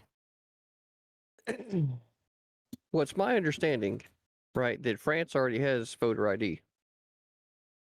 Okay, so, I don't know why you'd advocate for something opposite than you already have, but you know what? That's cool, right? Maddie, right? Voter ID hasn't got nobody, or the ability to vote. You wish it was taken as serious as guns. Da da da. I think we pretty much fought a whole war over that idea under the guise of slavery, right? So that black people could vote, and we go on from there, right? So, there's strides being made. It's funny, during that exact same period of time, that's when the 14th Amendment was introduced, right? And then we get this whole language of what it means to be a citizen, right? So then nobody has bothered to even break down the federal and the state levels with regards to the laws that are being put in place, right? So with that being said, we'll take it from the top here. There needs to be some type of federal legislation that gets everybody underneath the same banner, right? And voter ID would be one of those things that would allow all of the people across the United States, specifically when it comes to federal elections, to be able to participate in the system and everybody know that everybody's a citizen of the country, especially considering we are currently armed with the knowledge that there are 20 million illegal immigrants here in this country. And I don't want somebody that's not a citizen of my country participating in my election. Call me selfish, right? So with that being said, I haven't heard any justification from the left side at all that it shouldn't be done, considering we all have to have driver's licenses, and I've got concealed weapons permits, and all these other different things that we have just to be able to interact in society. But it's this one issue, and Redneq laid it out pretty pointed earlier when he said, "Poor black folks can't go out and get a fucking ID." Right? That's the justification you hear from the left. I didn't hear anything any different tonight, and the utopia, Haas, that you'd like to go with, man, it's just not going to be plausible here in the United States unless you definitely increase your level of knowledge of how the American system actually works. Because the most comparable thing to other nations that you would have here in the United States would be another state, right? So each one of the states is sovereign under our system. You can check the 10th Amendment to where most of these issues get kicked back to the states. So I realize it's a unique system. It is kind of complicated, but when it does come to the voting thing, it's pretty simple, especially electorally, based off of the census and population, which is why these numbers also matter. But without going into the entire history and basically putting on a whole educational spell for the everyone here on the panel and the audience, suffice it to say that voter ID is a good idea with regard to federal elections. There's no reason that people that are United States citizens can't have voter ID. All right, thank you very much. I think that's the end of the first topic. I think there's a lot of different places we could have gone with it, but maybe that's for future discussion for sure. Thanks everybody for tuning in. For those who just recently tuned in, I'm Binks. This is the Hippy Dippy Super Sunday show. We're going to go into our next topic pretty soon. By the way, this is, for those who may be wondering, hey, how do I get on these panels? How do I become a panelist? How do I become one of those little squares on the screen? Danabo, who is the booker of the Hippy Dippy podcast network, I guess, is very busy booking shows, and he does it all the time, all week, trying to bring these shows to you. If you want to be a part of it, you can go to his server at the Danabo Discord server. You can also support him at shellshockcbd.com.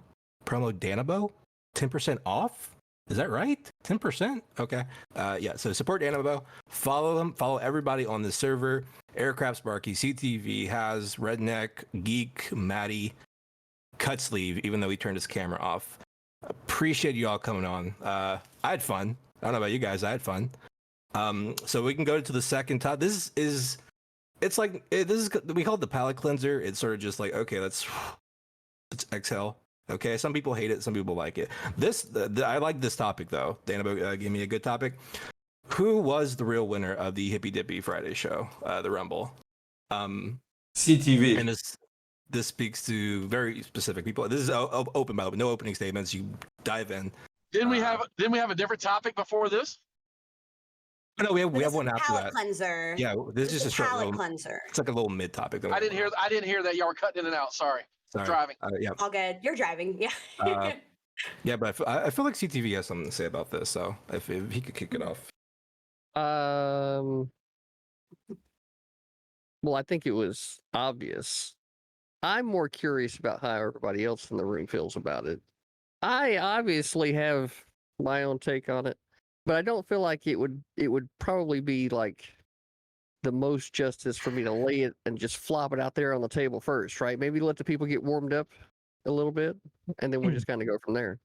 Fair enough. Fair enough. Well, as a participant of the Hippy Dippy last Friday night, I would have to say the winner is Dylan.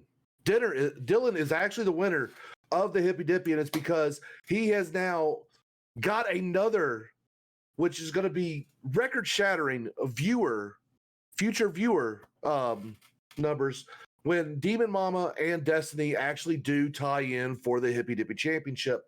But who should have won? You know, I was kind of split. Dr. Heemed, I feel, did not get enough time on screen. And I firmly believe that CTV, I think that it is that the people's champion for the Hippy Dippy would have been either Dr. Heemed out or CTV. They both did great. I think Heemed just didn't get enough time on screen. I would have loved to have seen him be able to go a little bit further. Yeah, I think I agree with the Heemed part because I really wanted to see more of him. I also really wanted to see more of Josie Rose because I contend that she is the freaking smartest person on Twitch. She's so good, and I was heartbroken when she. It was like when they eliminated 3 people at once. I was really bummed out when Josie left because I thought she was going to make it all the way. But I mean, CTV he's a people's champion. There's no disputing that. And CTV, I think you could have run away with it had you shown up in your famous Speedo. Because that's just giving the people what they want. I suggested that to him. Really? To him off screen, yeah, because he was talking about possibly doing it poolside, and I said only if he does it in the red, white, and blue Speedo. I imagine poolside Speedo with maybe like a pina colada or like a fancy cocktail, or even if you want to go full America, just a good old fashioned American beer. That how can you say no to that? That's selling an image, and that's what the people want, CTV. But did you see the promo that I did ahead of time?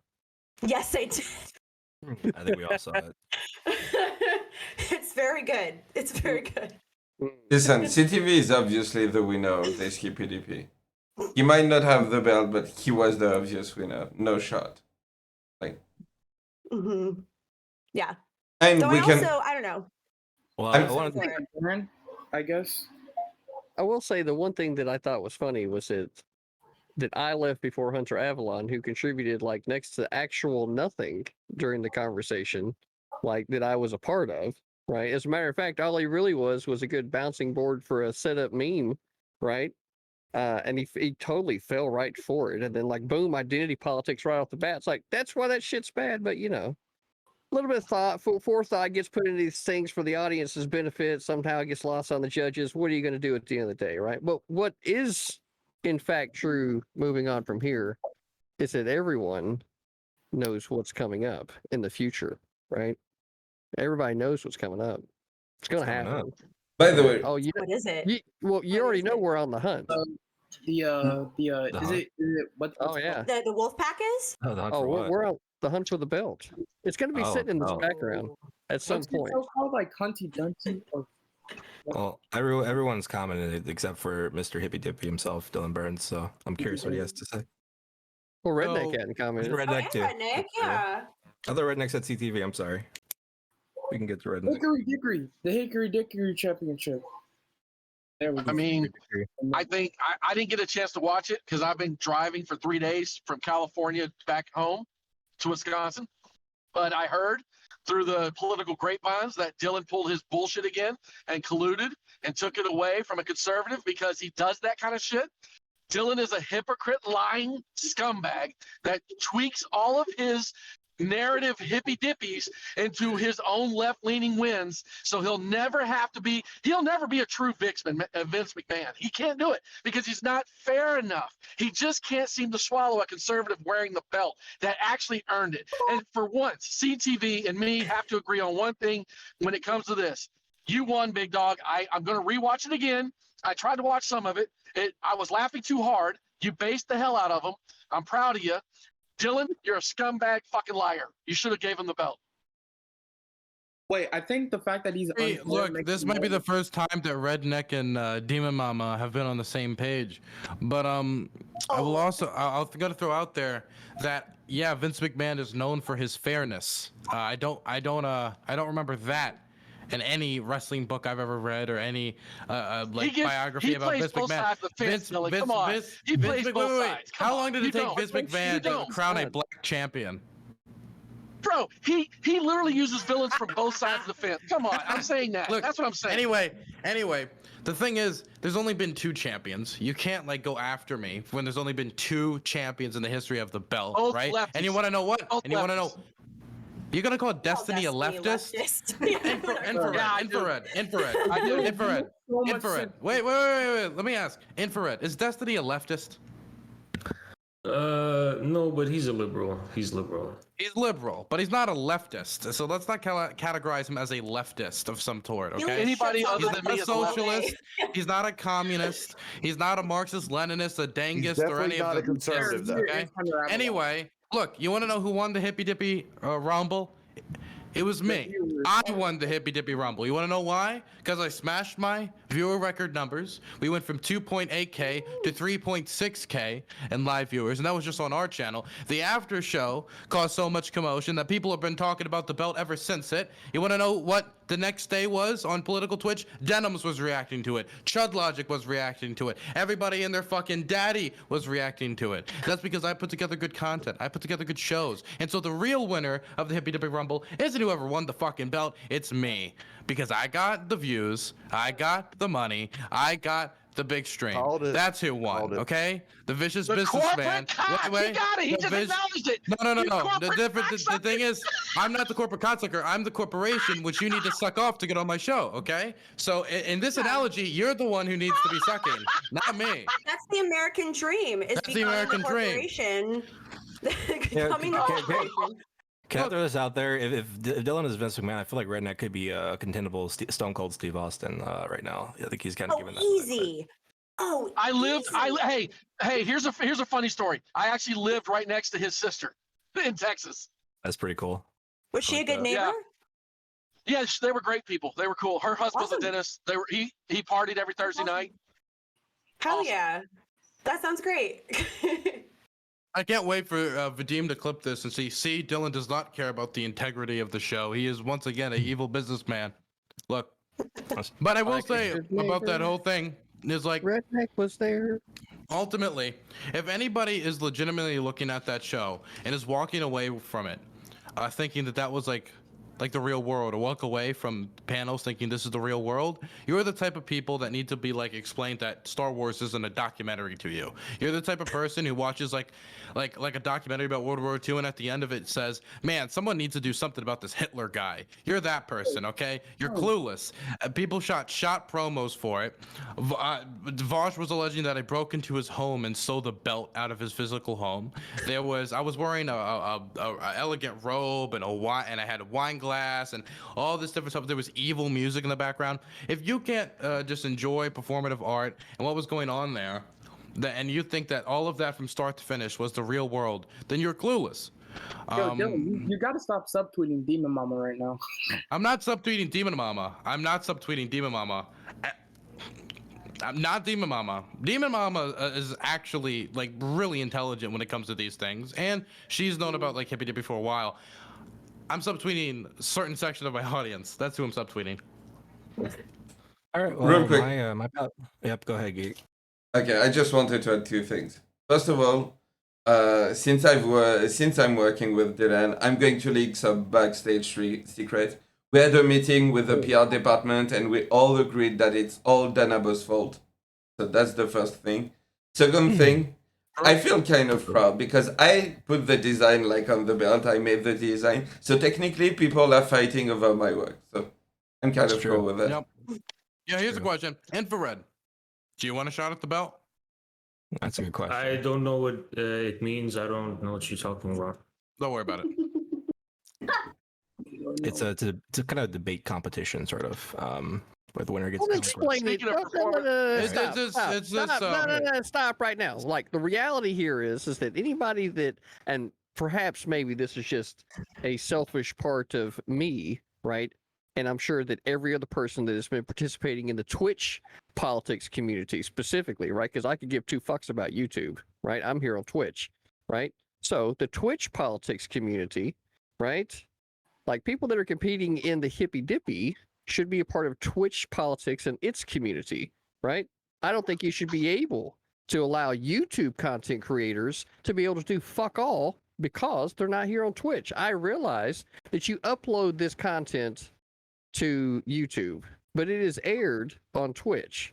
Therefore, the participants should be in the Twitch politics community. If they're not, then what the I'm fuck they're from doing? Twitch. It's almost I like don't stream on- like WWE and WCW, ECW. Yeah. Like there's different platforms. Like that's kind of where I'm at with I it. don't stream on YouTube. I stream only on Twitch. I want to ask you one question. Okay, Because- all right. We're gonna give because Redneq the last clearly- word.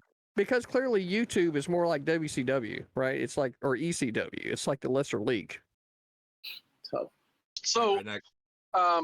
I haven't streamed a lot for probably the past 4 or 5 months. I think it is. There's been a lot of personal stuff going on.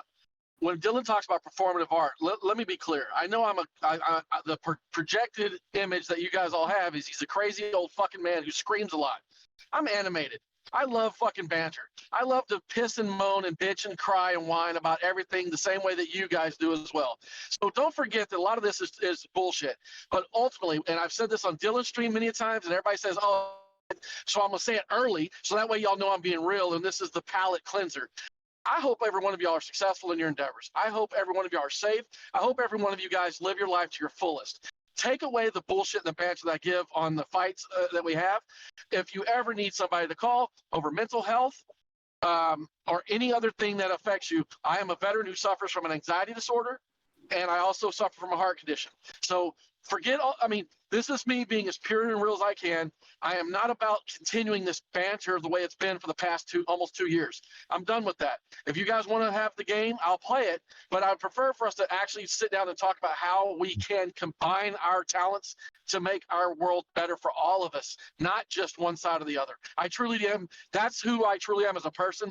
That's not just Redneq. That's really what I want to push out there, and that's the new message for the new year. So that's your palate cleanser for tonight. Cool. It's already happening in the Infinity Acre Wood, Redneq. You need to just show up sometime, brother. We need to talk. I was Yes, scared when we I do. gave Redneq the last word. I'll be honest, but he brought it home. That's sort of a nice thought. So That was I think extremely wholesome. pretty wholesome. Okay. So would I you weigh guys? about 240. I tried. Oh, would you guys be okay for like a 5-minute break? So I can smoke a Yeah. cigarette. That's cool. Sure, Yeah, sure. If y'all, intermission. whoa. If y'all are taking 5-minute breaks, then y'all gotta watch me stand up out this window and piss. Oh, well, I prefer I'll not turn to, the cam off but you know. first. Okay, I'll be right back. Hey, you guys are all leaving. So with that in mind, I am going to switch some things over real quick. Let's see. This is where I am right now. I'm going to take a quick 5-minute. Bruh, Let Dylan, me- What? you compared yourself to Vince McMahon, right? Uh-huh. You specifically said, when's the last time he gave a black person a championship? Now, How long did it take him to give him a black person the championship? Right. Now, Yeah. Dylan, since you did this to yourself, I'm going to point out the obvious fact that in your 2 championship bouts, not a single black person. Yep. True. Wait, So- that's not true. That's not true. Destiny voted for Biden. Didn't think of that, did you? Oh my Didn't think of gosh. that. You didn't think of that. No, boom. Bro, Black. damn. You don't got an answer for that one. Conservatives will meet I again. totally got crushed. Dang, so you went through that N-word drama for nothing. You should have just said he voted for Biden. Look, yeah, why didn't he? Sorry for him. Oh, he didn't vote for Biden up at that point, did he? Took him a while. Dude's a time traveler. Bosch also voted for Biden. So actually, the first ever Hippy Dippy champion was black. But I mean, obviously, there's a representation problem on Twitch, 100%. So if anything, you're just proving I'm like Vince McMahon even more.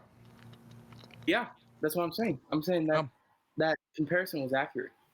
Well, let me ask you, who do you think is the person on Twitch who is black who could take the championship? Irrelevant.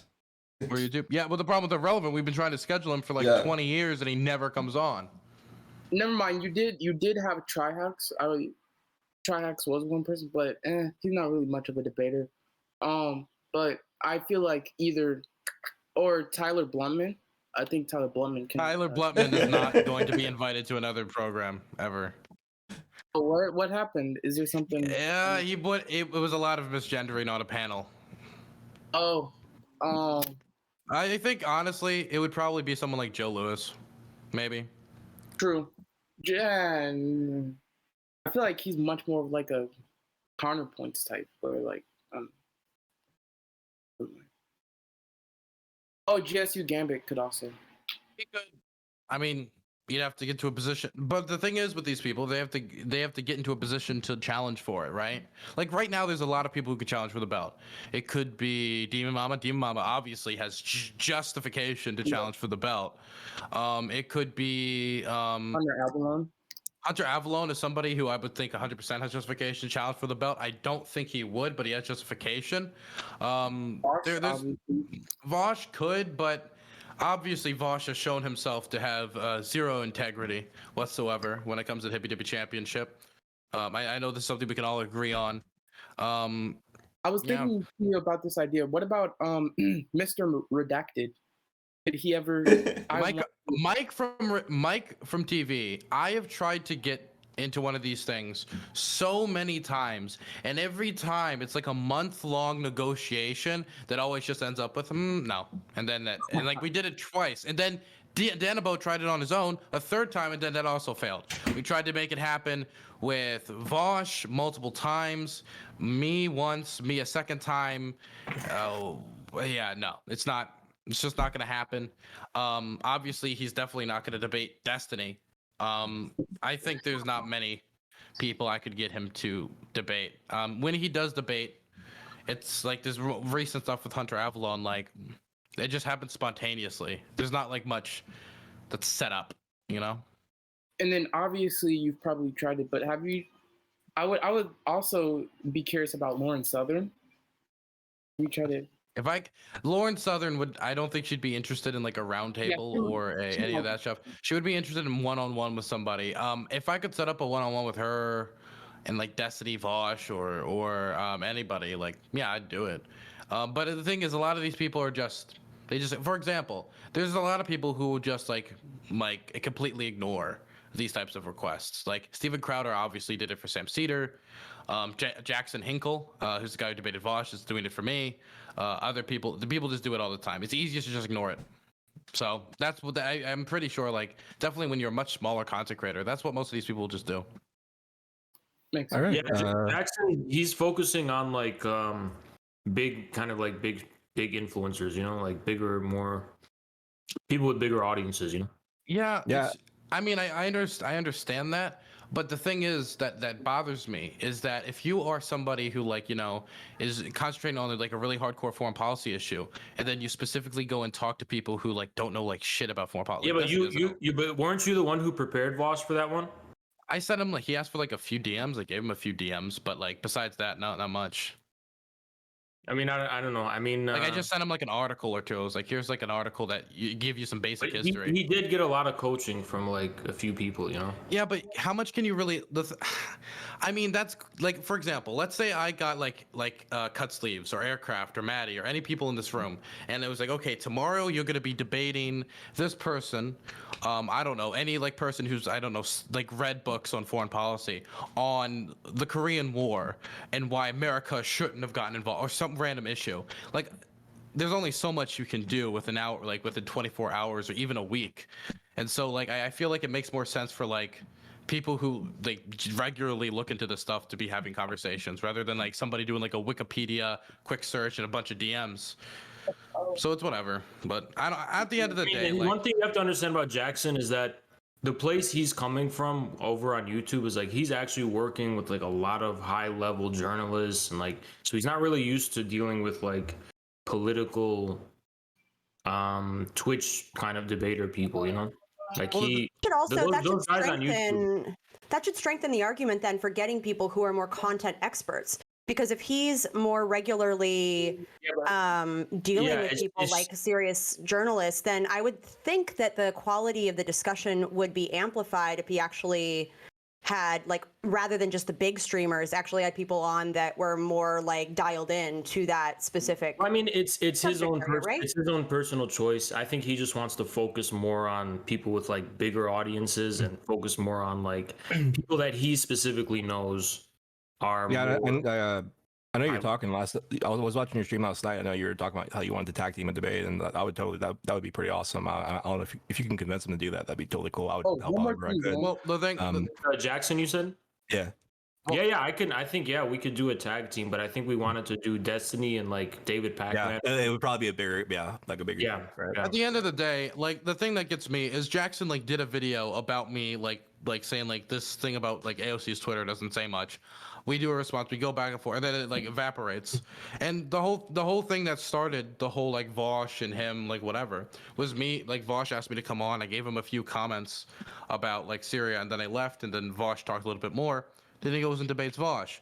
But in his mind, yeah, but in his mind, the whole dispute, because he doesn't know who you are, the whole dispute was he like. did he did a video about me. No. What I mean to say though is that the whole dispute, he just sees you and Vosh, and he sees you guys as like the same people. So for him, debating Vosh was like a catch-all for like in his view, Vosh represented like you in a way because you guys had the same side on the matter. Well, InfraRed, let's say I debated some like random person on Marxist Leninism, and I think I did a good job. Vosh isn't a random guy. Vosh is a very well established. Well, anyone. So let's say I debated, I don't know, Caleb Malpin, and then I could be like, I don't need to talk. You're doing it again, I don't need to Dylan. talk to anyone else. Dylan, you're doing it again. What do you mean? I think that would be fair. I think that would be fair. I wouldn't. This is what you do. He asked you a simple question. That's all, and you start going in with a different example. What do you mean? What I'm being told by backstage. backstage. Please don't InfraRed, just don't contribute. Look, for me, I just think Jackson doesn't want to talk to me because I'm not a dude who doesn't know what he's talking about when it comes to Syria. I think it's that simple. I mean, it could be anything else. I don't really care anymore. No. I've talked to Jackson. Honestly, it's not the reason. The reason is that he thought, in his view, in his mind, which I kind of agree with myself, that whole debate was with Vosh. I don't think he wants to go further. I think he wants to pursue bigger things now. Like that was settled with Vosh in his view, you know. So that's also how I see it. And yeah. Let's move on to the next topic before I get yelled at again. Okay, so we're gonna go on to the third topic. I think everyone is back and ready. Wuhan lab leak and the Fauci emails. We've kind of been doing this topic a lot. I just kind of wanted to give sort of the latest news. I just kind of read a CNN article today that said that from CNN that senior Biden officials are saying that the COVID lab leak theory is as credible as a natural origins explanation. I can give a link if anybody wants, but I think that's sort of where we're at with it. So we can kind of go into opening statements with that. I'll go with Cutsleeve. Right. So I don't know. No one can specifically know if the lab leak theory is true or not. And that brings me to my main issue. The main issue is like all the secrecy. It's the same thing I said in my first opening statement. What I'm going to push for on this platform is less secrecy in our government because secrecy breeds corruption. The fact that we don't know whether it's a weaponization from China or whether it was an accident is because of the secrecy. So what I'm going to advocate for is the removal of the secrecy of the China government, of the US government, of all foreign governments. Are you? All right. Mr. Geek. Can I go last? Everyone wants to go last night. All right. It's opening statements, for fuck's sakes. Come on. It's okay.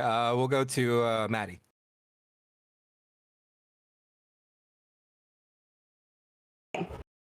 Yeah. I think like whether or not the origin of the coronavirus was in a lab, whether it was from I think what do they call the wet markets that China has, where you have all these like live animals being sold together, and whether it developed from that or it's like from bats. While I think like sure maybe we can dispute where the origins are, but I think that's really largely a distraction. And I think the fact that we're even like debating it or talking about it or making it this big deal is sort of a way for the right-leaning media to absolve the Trump administration for completely bungling the handling of the coronavirus when it first spread.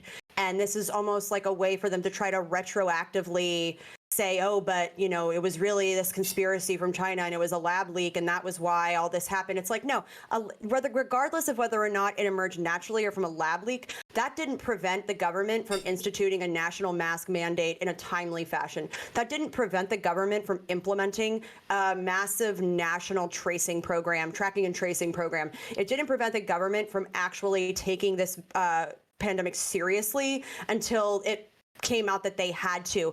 Like, whether or not the virus came from a sort of more natural origin or from a lab leak doesn't, like, over 600,000 Americans are still dead. And it had nothing to do, like, it was because of the government's bungling of, like, complete shit show handling of this virus then coming onto our borders. So, I mean, we can debate whether or not it came from what's it or wherever, or whether it's a conspiracy. But at the end of the day, like, I think it's all just a distraction to prevent, like, to try to absolve the Trump administration and government or Republicans largely from their handling of the pandemic. Get her done. All right, let's go to Aircraft Sparky. Wow, that was a nuclear take. Okay, so when it comes down to it, lab leak theory was plausible from the get-go. We have found that with the Fauci emails.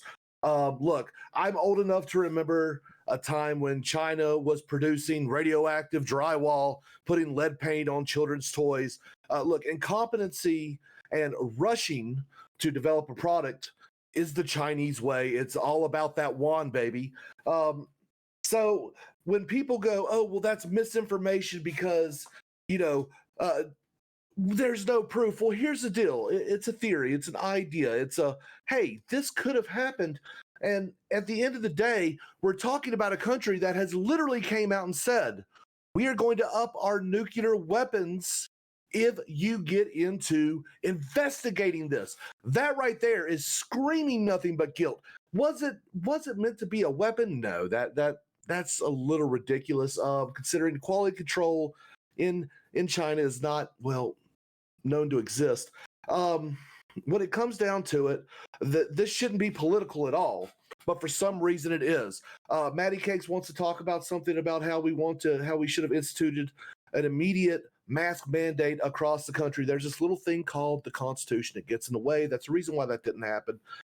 Look, I will sit there and say that yes, the Trump administration did bungle the handling of the coronavirus response, and but I think my response would have been different in a way. Now, we were dealing with something that no one understood at the time. It was a brand new disease. It was a novel disease. But for some reason, this has become political. Look, the Chinese, they're prone to make mistakes just like anyone else. When you rush things, bad things happen. China has a good track record of rushing a lot of things and bad things happening because it. SARS, anyone remember that? Bird flu. Yeah, that's all China. And amazingly enough, it all originates around the Wuhan area. Now, did it come from a wet market? I've been all over Europe. I've been all over Asia. I've seen several wet markets. I've seen a lot of pretty unsanitary things, but it didn't result in a world pandemic. That doesn't mean that it could not come from that, mind you. I will admit, I don't know where it came from, but the fact that immediately when people started talking about ideas of lab leak, the media, the government was all like, oh, let's not go there. Why? That's what I think is more important, is why are we allowing our government to bow to another government? I think that's the true problem. And thank you. No, thank you. Let's go to Dylan. So I think, honestly, and this is probably going to be the one time in history me and Han see eye to eye on something. I think this is just the auspices and a lot of it's the drum beating from a lot of people on the right, not based on the legitimacy of if this happened, but for a new Cold War with China. And that this is something of the drum beat of the media and of a lot of established powers trying to beat the drums because they want to heighten relations with the other person that might create a not a unipolar world and make it a multipolar world and destroy that. And that scares a lot of people. And that honestly is what I believe a lot of this comes from.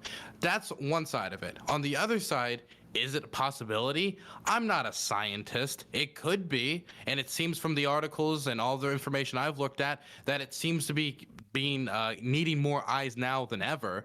But nothing I've seen has indicated to me, somebody who isn't a scientist, that this theory is at all more legitimate than the natural origins theory, which has been respected for a lot longer periods of time. And I think now it shouldn't be a period of time where we're like, well, no, this is the thing that we know this is the way it happened. This is people trying to find a conclusion that they ideologically agreed with, not them trying to find where's the actual origin. Is it natural? Is it from a lab? Is it from this? It feels like a lot of people trying to find whatever ending, whatever source this came from that they ideologically agree with, so they can point the finger at China instead of internally for the mistakes of the Trump administration, which led to the deaths of 600,000 working and God-fearing Americans. And so, yeah, that's how I view it. So besides the idea of this, like whether this theory has legitimacy, I feel the framing of recent scientific developments have been pretty dangerous. Cool. Thanks. Let's go to CTV.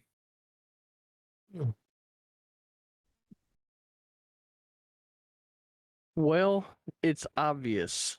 Can you see it? Can you see it? Or are you lost in the forest and you can't see the trees because of the forest? That's the question you got to ask yourself whenever we're talking about a man-made virus, right? Escaping from a lab, right? The question that you're asking yourself is, should we be allowing scientists the ability to be able to do something that they can do? This kind of goes back to the idea of Jurassic Park, right? Just because you can do a thing doesn't mean you should do a thing. And the condescension from those that are in power and those that are in government or those that are in corporations speaking down from on high to us poor people down here as if we can't understand the complexities of some of these ideas is quite frankly those types of things that cause revolutions, right? So what really needs to happen is we need to know exactly where this thing came from. We need to know how this thing spread, and we need to understand that, like, pointing to one administration is only just being short-sighted. If you really want to understand what was going on, you got to look worldwide, right? And you've got to start taking some real ownership of what you are allowing to happen by way of your government, because there are people out there that may not understand that the thing that they are just trying to accomplish, they're just focused on whether or not they can do a thing. They're not actually focused on whether or not they should, right? So we'll see where this conversation goes. We will certainly see. Let's go to Haas. I think that the question of whether this virus was man-made should be investigated. But I think both sides have not actually been paying attention to the more probable question that deserves more attention, which is, why is there an assumption that, given the fact that in July of 2019, there was a very bizarre shutdown at the U.S. Institute for the the Institute of Infectious Diseases, there was a rise of so-called e-cigarette vaping product use, lung injuries. There was an early flu season. And furthermore, in March of 2019, the virus was detected in the sewers of Barcelona in Spain. I just think that people aren't paying enough attention to Fort Detrick. Now, I agree with Dylan that the Wuhan, specifically the Wuhan lab leak, is being used for a new Cold War against China. That's why we see establishment media, Jon Stewart and all these people peddling this theory. It's why Biden is starting to ease into peddling this theory. And I think it's a distraction from the fact that there's a high probability, or at least it's worth investigating, whether this virus originated from the US military. I'm not really convinced that it originated in Wuhan. I think that it was just first discovered in Wuhan by Chinese scientists. Cool. Thank you. Let's go to Redneq. I find it hilarious that our Leninist actually has the research showing 2019. That's what I was going to say. Dylan's Dylan is mentioned, he's the foreign policy expert, yet he immediately rejects any kind of look into China and their atrocities that were going on in their own country, like with the Uyghurs and the uprising of westernization for Hong Kong and for Beijing. They were having riots in the streets. This all goes back to don't forget about the athletes who all got sick in China in 2019 that they kind of washed under the rug with these same symptoms. Whether this was man-made or out of the lab, I've said it a year ago. I believe this was a lab leak and it's man-made. Now we're seeing that Fauci even admitted that there was no, I forget the scientific term that they used to bring, to enhance something. I forget what he called. He claimed that there was none of that going on, but yet in NIH and in his own emails, he says, we got to get in front of this. We got to say, no, this ain't happening. Secrecies in our government, this is bad. And the fact is that 600,000 people die every year of a cold flu that starts out of Eastern Asia. Every year we lose upwards of almost 700,000 actually from attributed sicknesses based around lung, circulation, all of these side effects they want to call attributors or pre-existing conditions. I, for one, suffer from 2 of them. I got COVID. I for sure thought it was man-made, but it isn't going to sway me any other way of thinking. I don't believe the government can do anything for us. And I think that's where we have a big delta here. 2 of you are arguing that it's one side of our government, it's all their fault, it's incompetence. They could have done something better. I'm going to wait for our conversation for both of you to prove. Please tell me what any government could have done to prevent the deaths from happening. Please. Right away. I mean, as soon as it was launched, I'm going to wait for y'all to tell me that during y'all's banter, what any government could do about a weapon that's been released and or a natural illness that comes out of the blue. What can you do when you have no history of it, right? No history of it, right? This was a brand new disease, right? I'm just saying, people, let's think past the little things in front of us, the little low-hanging fruit, and quit going one side or the other, because that game's not going to work tonight at all. Okay, and everybody's ready to go. We have one more Mr. Geek. Real quick, just to be sure. Does the rule apply that the last time we can talk about a topic is during the opening of the next one? Correct. I didn't say that, but I didn't say it. I'm sorry, but that's true. That's usually how these work. Yeah, you have to know the rule. All right. First of all, yes, I'm a Frenchie, but I love America. Most of the people I talk to on a daily basis live there. That's why I care about the election and the claim of voter fraud. If the idea that your country basically has stopped being a democracy and you're under dictatorship, I think that's important. It affects the life of people I care about. Some people say that, sorry, I'm trying to speedrun into this. Some people brought up that we have voter ID in France. Yes, we do, but what does that have to do with voter fraud? Again, voter ID doesn't stop voter fraud. Okay, that's it for this. No, one last thing.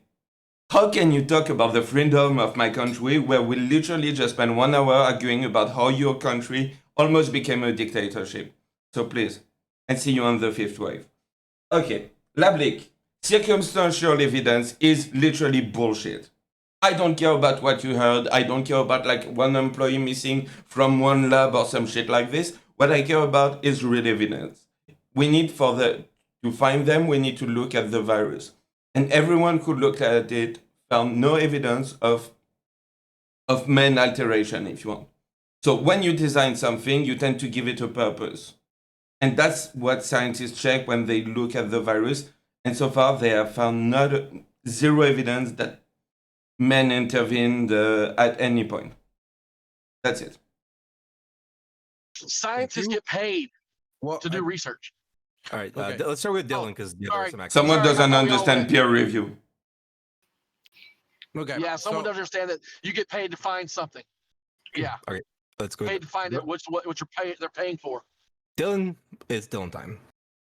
Stop having Dylan fun, time. Binks? You having fun, Binks? Lovely, lovely. Okay.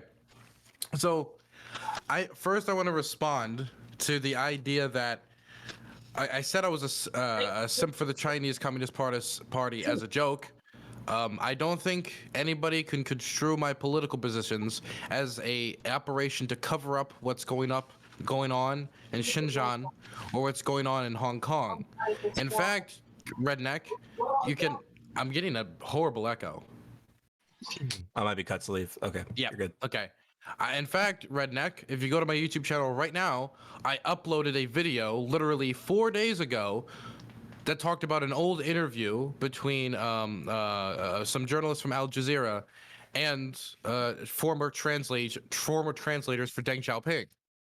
That was covering about what's going on in Xinjiang and what was going on in Hong Kong. That's 4 days old. So you cannot claim that I'm doing this as some weird simpage for the Chinese Communist Party. I'm using what you did the past year and a half, bro.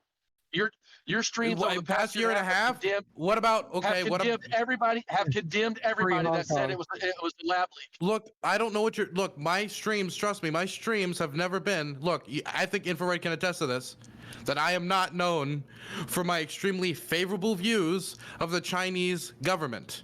Nobody on this platform could ever construe that about me. I simply don't want to send my countrymen into a pointless conflict and Cold War with a. No, I am saying no. I'm not. I'm saying I do not want to send my countrymen into a pointless Cold War with another great power. I would rather us continue to trade and continue to develop ties and continue to have decent relations if possible. But you didn't if agree it's on the impossible, tariffs, right? then that's right. Do I agree with which tariffs? Do I? You didn't agree with the tariff that Trump had on China, did you? Yes, but because those tariffs were ineffectual in doing what Trump wanted them to do. His tariffs were to bring back the American steel manufacturers. You want to know what it did? It didn't. In fact, if you compared economic growth at the time to just the steel industry in the United States, economic growth for the rest of the economy vastly outpaced what was going on with steel manufacturing. And if you look at what happened when let me finish. I'm responding to like Redneq multiple times. Yeah, but you're using that as but you can't use steel there. You'll get it. But I'm talking about the steel. I'm talking about Trump's tariffs. No, He did a you're steel going tariff. down in one little rabbit hole. The whole thing was trade, period. Okay, which tariffs then? You said tariffs. Oh my There's God. but many tariffs. I'm not going to go down. Look, someone this is what I asked say me, you do. This is what you do. If someone asked me if I supported a military operation, you'd have to tell me which military operation. Yes, I supported fighting the Nazis. No, I did not support the war in Iraq, right? Like, you would have to tell me which tariff. Can we put this back on the roll track? I have responses. Put back on the track, Cutsleeve. Yeah. So actual responses to the topic. To Maddie Cake's point, if this is she said this is a distraction for cover up from Trump. I mean, I have two responses for this. Like, one, this is not a distraction. This is not a cover up for Trump. I don't think anyone's saying because this thing came out of China, Trump, it altered somehow Trump's response to the COVID theory. No one's saying that, especially on this panel. But two, Trump's gone. I mean, Biden's president now. I don't know why we're still talking about Trump, but here's why it matters. It's not a distraction. People are actually getting censored on YouTube, on social media for having these views. I mean, it's real. And then Mr. Geek says that there's no evidence. Well, there's plenty of evidence, right? 18 scientists has already said, these scientists come from Washington, Yale, Ivy League schools. Like, these scientists have already, and it's been fact-checked by the Washington Post and backed by Fauci, that there are potential causes for the weaponization of coronavirus, right? It's called, I forgot what it's called when you weaponize a virus, but China did this already with COVID. They did it with COVID-1. So it's not a stretch to say that they would do it. Gain of function. The word is potential, by the way. Here's the question, though. Who gains more from the coronavirus crisis? Is it China, which was already flourishing beforehand, or is it the American liberal? No, it's big corp. It's big corp. That's what I think too. I think it's the American deep state and big corporations who had the most to gain from this virus because they're the ones who feel that they need to change America and society as extremely as they do, whereas China has been flourishing and China didn't need this virus. China handled the virus. Even if I agree that's the case, it doesn't mean that like that's a reason, a motive, or that's adding something to the case. I agree, but I just wonder, why are people not paying attention to what happened at Fort Detrick? Why has this not been investigated? Fort Detrick, yeah. Fort Exactly. Detrick, yes. Yeah, New Jersey. Yeah, so like you point out the deep state and the corporatists, right? So like I'm with you. They all support communism, right? Yeah. This is Yeah, where right. Yep. So this is where like we end up into that double entendre where you come. Can they so it was right? Look at Maddie, look at Frenchie, look at. Can they so it was right? That was beautiful. That was beautiful, CTV. All four of them were like, All right, CTV finished and has to respond. I mean, that right there is the point, right? It's like they all support communism. That's what they're on about, right? Redneq's So like a when you serial come killer in vibe right now. and you start the conversation Hell off with yeah. like, "Hey, I'm Love a it. communist," and then you point like at the very ideology that they support and they are attempting to prop up, and not just in one area but in multiple areas, then like it becomes obvious that that side needs to have some type of muzzle put on it, because what needs to happen is people need to get back to the ideas of freedom and, you know, open entrepreneurship, right? Instead of this, you know, we're going to nationalize everything, and then by way of nationalization, we're going to undercut all of the small business owners that actually keep this country running. And that's what makes us inherently different than anywhere else in the world. Well, okay. So there is a grain of truth in what you say that they support communism, because we can record from history that many of the Trotskyists who fled the Soviet Union ended up in pretty, after they were ex-Trotskyists, basically ended up in pretty powerful positions in the American government and in American intelligence and so on. So I kind of understand that, but the issue is that whether they are secretly communists or not is irrelevant. They have always been enemies of the actual communist states in the world, and they have been responsible for deceiving the American people about the nature of the Soviet Union and today's China. And we can very clearly see that the deep state, they are unanimous in beating the drums of war, in demonizing and spreading lies about China. The Biden administration is an even more aggressive enemy of China than even Trump was.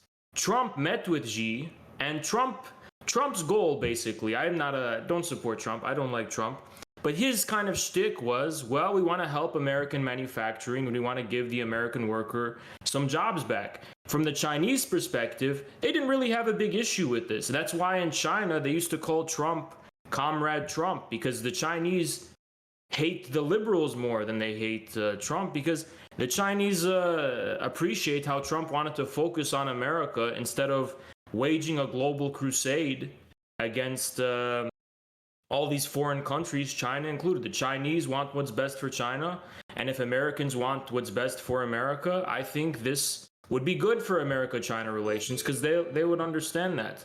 And regarding entrepreneurship in this issue of nationalism, I know we're veering off topic, but I agree with you. Entrepreneurship is a great thing. There's a very huge flourishing entrepreneurship that exists in China today. So I think there's a information barrier, and I think one should have an open mind and investigate more that many of these views are just misconceptions promoted by the very same corporate deep state.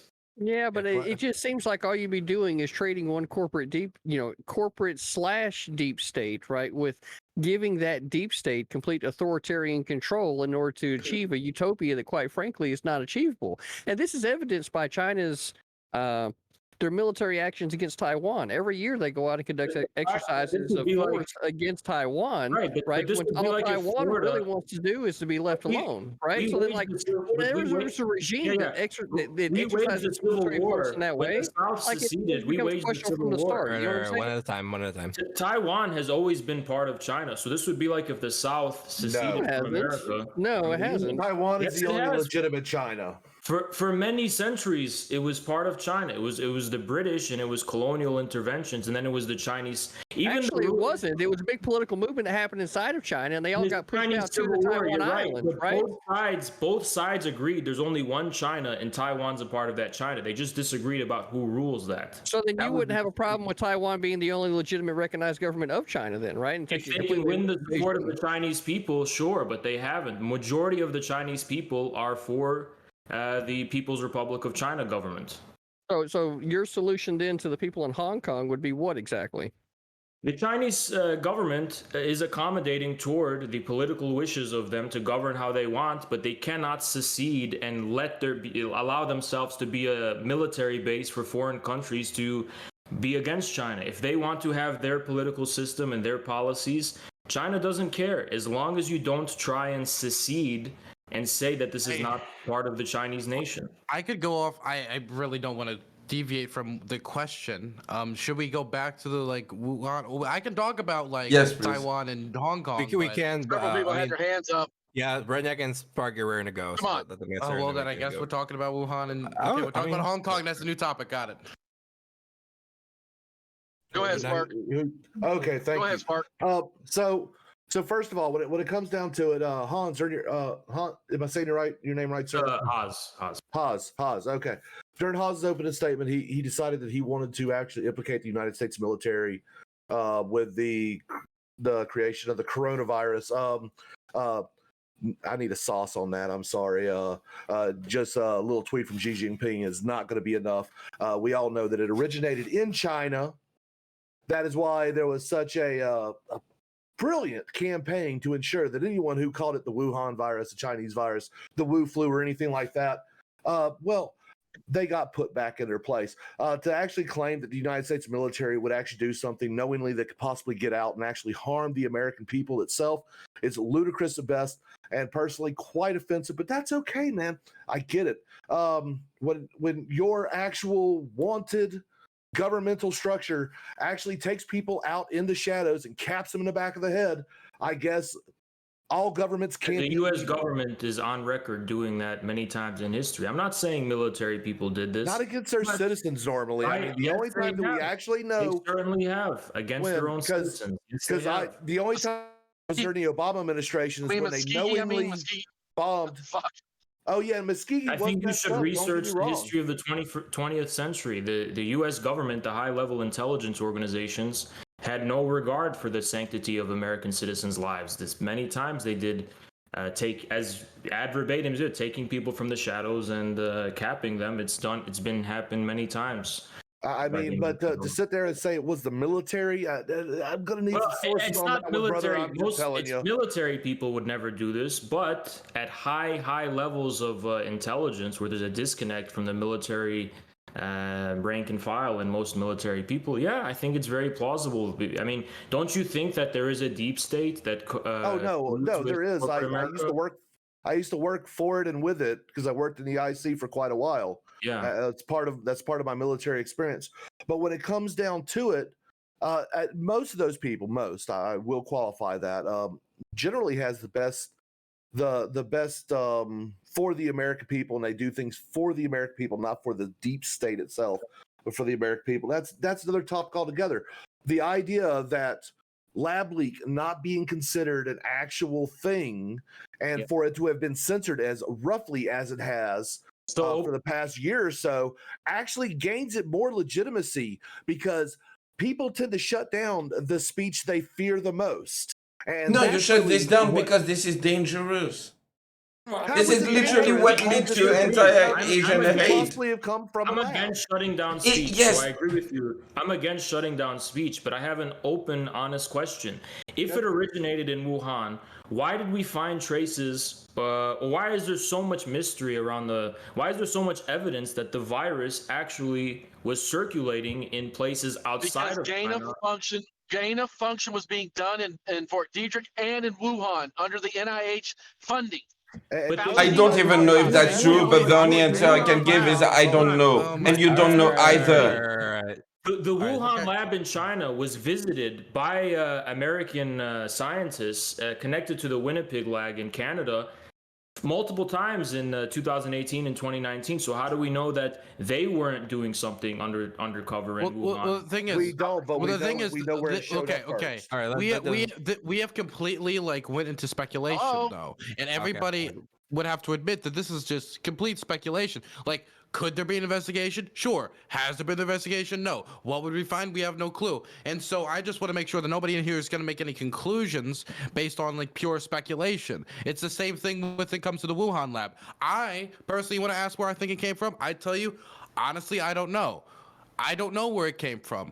All evidence from what I've seen, it says that it looks like it originated in China. Where it originated in China, whether it was naturally occurring or developed in a lab, I will just respect whatever the majority of scientists point to, because they're the studies professionals on the issue. For the longest time, we've been sticking with the natural occurring story for a while, and it seems that recently the lab leak has got more attention. I just want to make sure that we don't go off into, well, let's do an investigation here. We saw some weird stuff here, so let's make conclusions based off that, or let's make or this says this theory, the lab leak theory, it seems to have given a little bit much respectability, so now that it has a tiny bit more, a crumb more of respectability, now that's what happened. That is what happened. I know it. I've always believed it. This is ridiculous. Okay, right, none of us on this panel are studied medical experts, and so we should go with the medical consensus. And just a quick deviation, when it comes to Taiwan, it is simple for me that I believe that a government gets its consent from the governed, and the majority of people in Taiwan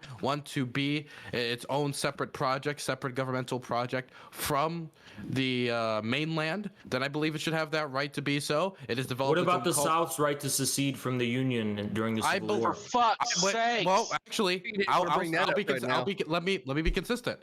I believe that peoples have rights to secede. If tomorrow Californians got together and South said, had no right. let me finish.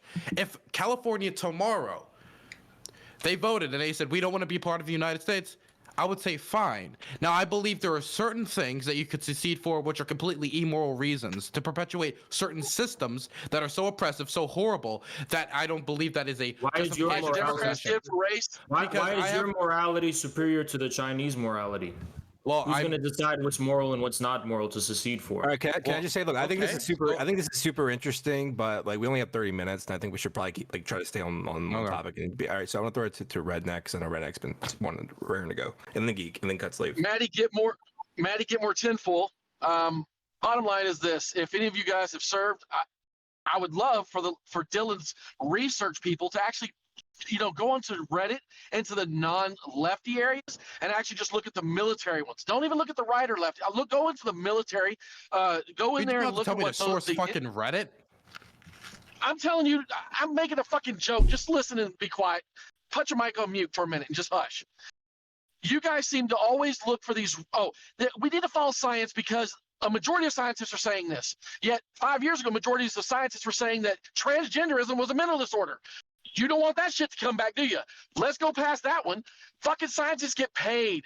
They get paid by corporations to come up with things that the corporation needs, that the corporation wants out of its society. 93 out of 100 will say COVID is a fucking non-man. It's natural in order. So if that's the case, what are they doing to fix it?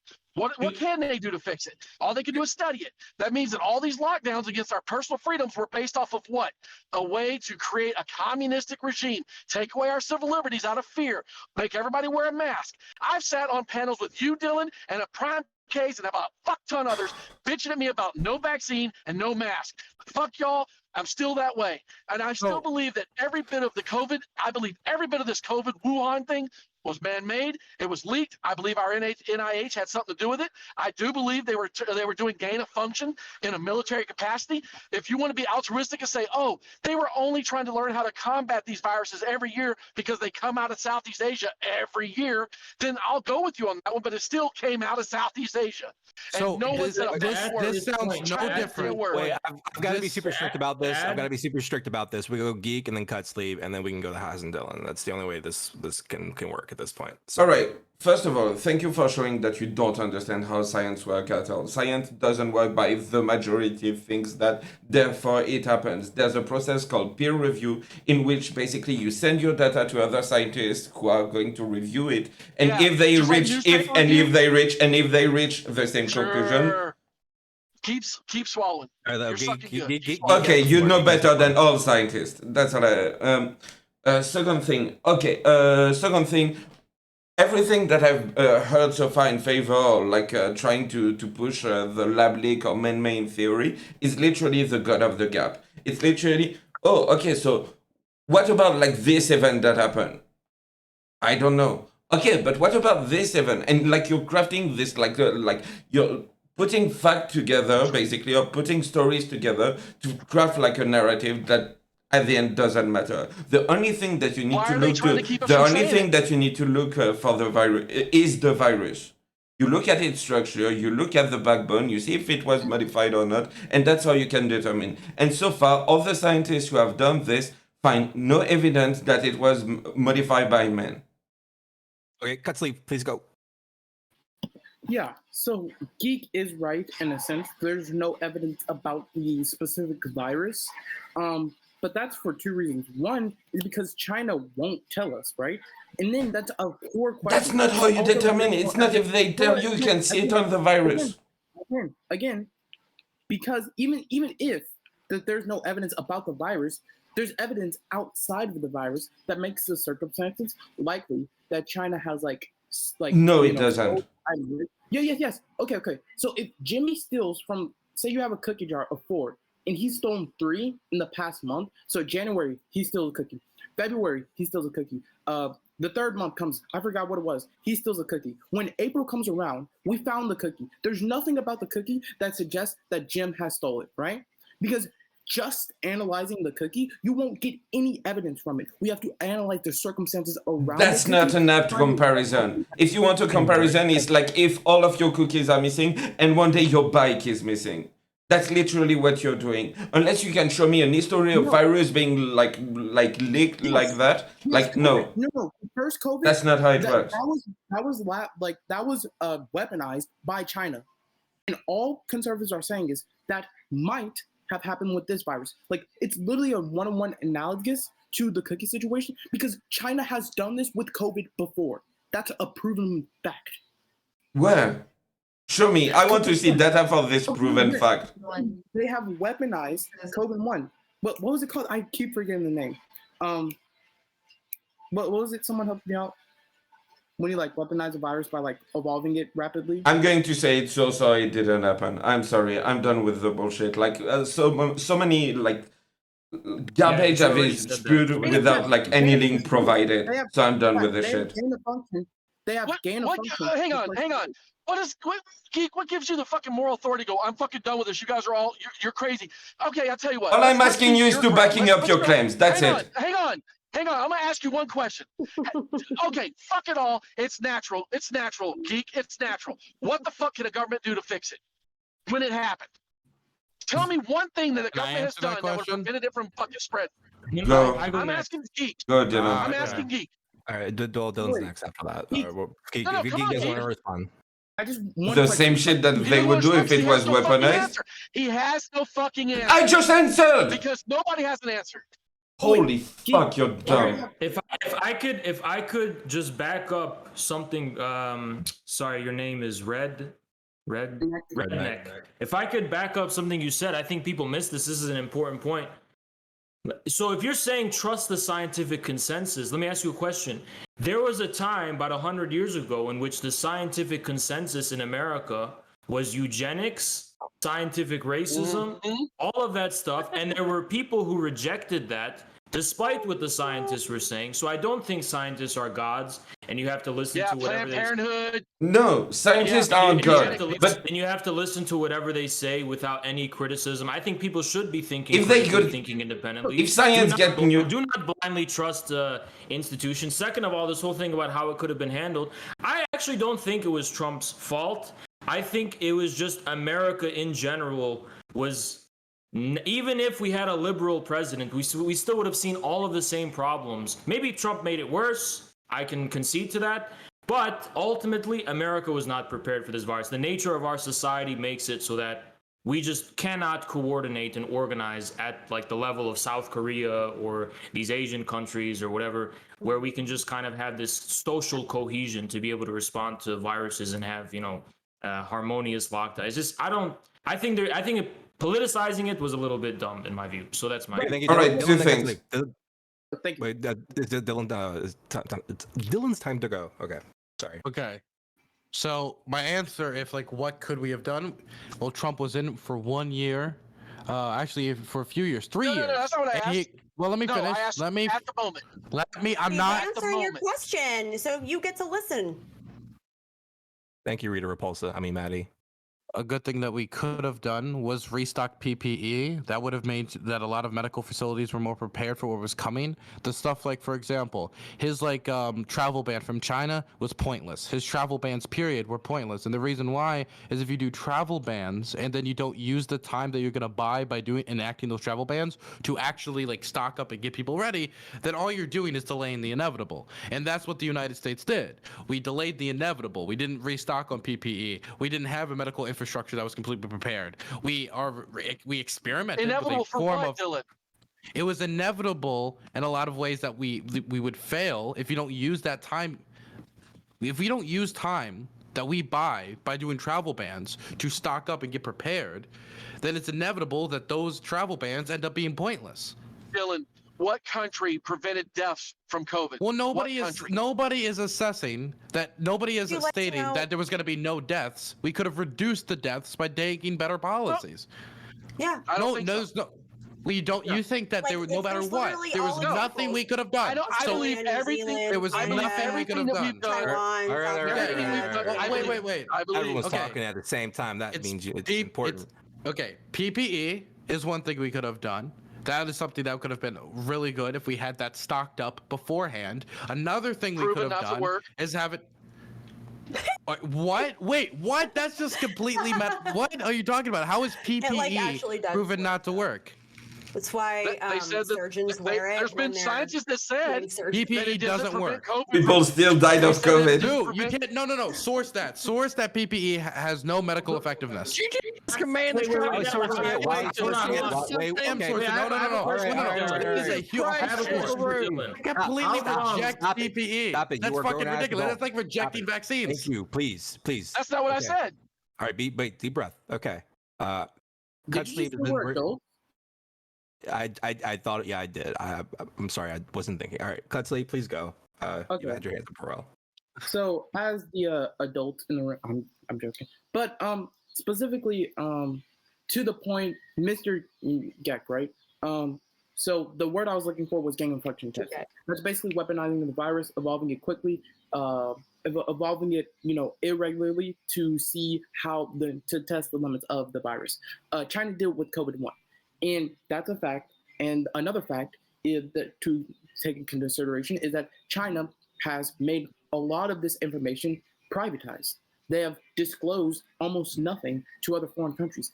Those are two facts. So what you have is a country who doesn't share any information and has done the same thing that we're claiming has evidence to do in the past, right? They've done the same thing. So my question to you is like, if this thing is completely debunked, why is Fauci now getting into it? Why is the Washington Post co-signing articles with verified scientists saying that this theory could be plausible? Like, why are these scientists like getting into it?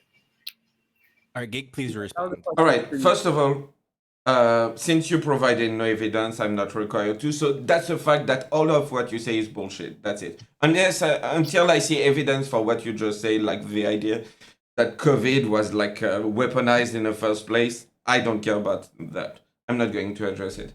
I just wanted to address two things.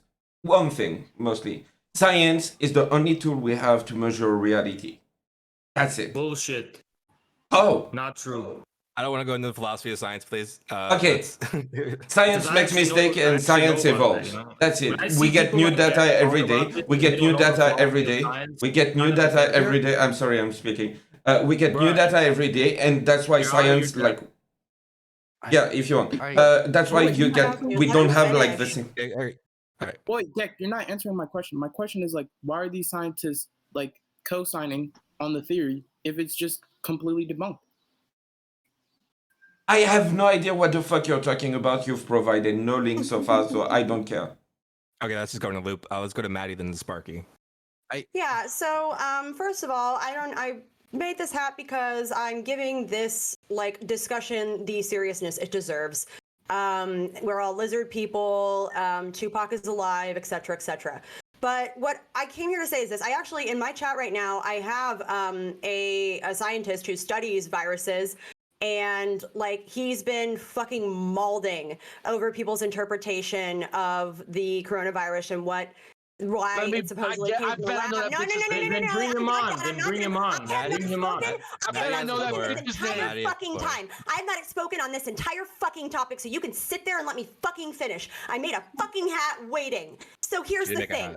Like, I feel like I did cuckoo banana pants in here. People talking about like conspiracies and this. Here's the thing. We talked about, it was proven that China released COVID-1. I believe you're referring to the one that happened in 2003, that over a 14-year investigation was proven false, that it was from nature. It wasn't from China releasing it like maliciously. So like we can just toss that out the fucking window. And second of all, like the notion that like, but there's this big conspiracy and like it's the corporate cabal, it is cuckoo banana pants. And like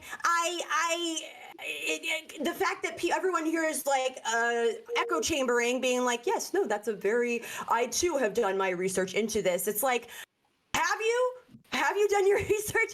Because like, and then the whole thing about science where it's like, science used to believe this, science used to believe this. Yeah, so here's the whole thing about the scientific method and how we approach it is that like science comes up with hypotheses that they then test and they look for correlations that then would provide some sort of path forward for how to treat things. And that's why we've been able to make the advances that we have, which is why scientific consensus, especially when it's based in peer-reviewed studies like that, there's a reason for that. Okay, listen, again, I'm not fucking finished. Thank you. Okay, I can also scream fucking random. Yeah, you're on the words, list. Let me fucking finish. Yeah, and so I don't know. It's just so fucking stupid. And you want to ask, well, how can we prevent deaths from COVID? Want to know what countries had the lowest death rate, the lowest infection rate, the lowest? No, shut the fuck up. I'm not done. Just focus on the road while I'm doing this, and then you don't have to listen to me Answer the right fucking question. And then you don't have to listen. Then you have to listen to me ever again. Let's let Maddie wrap it up. Yeah.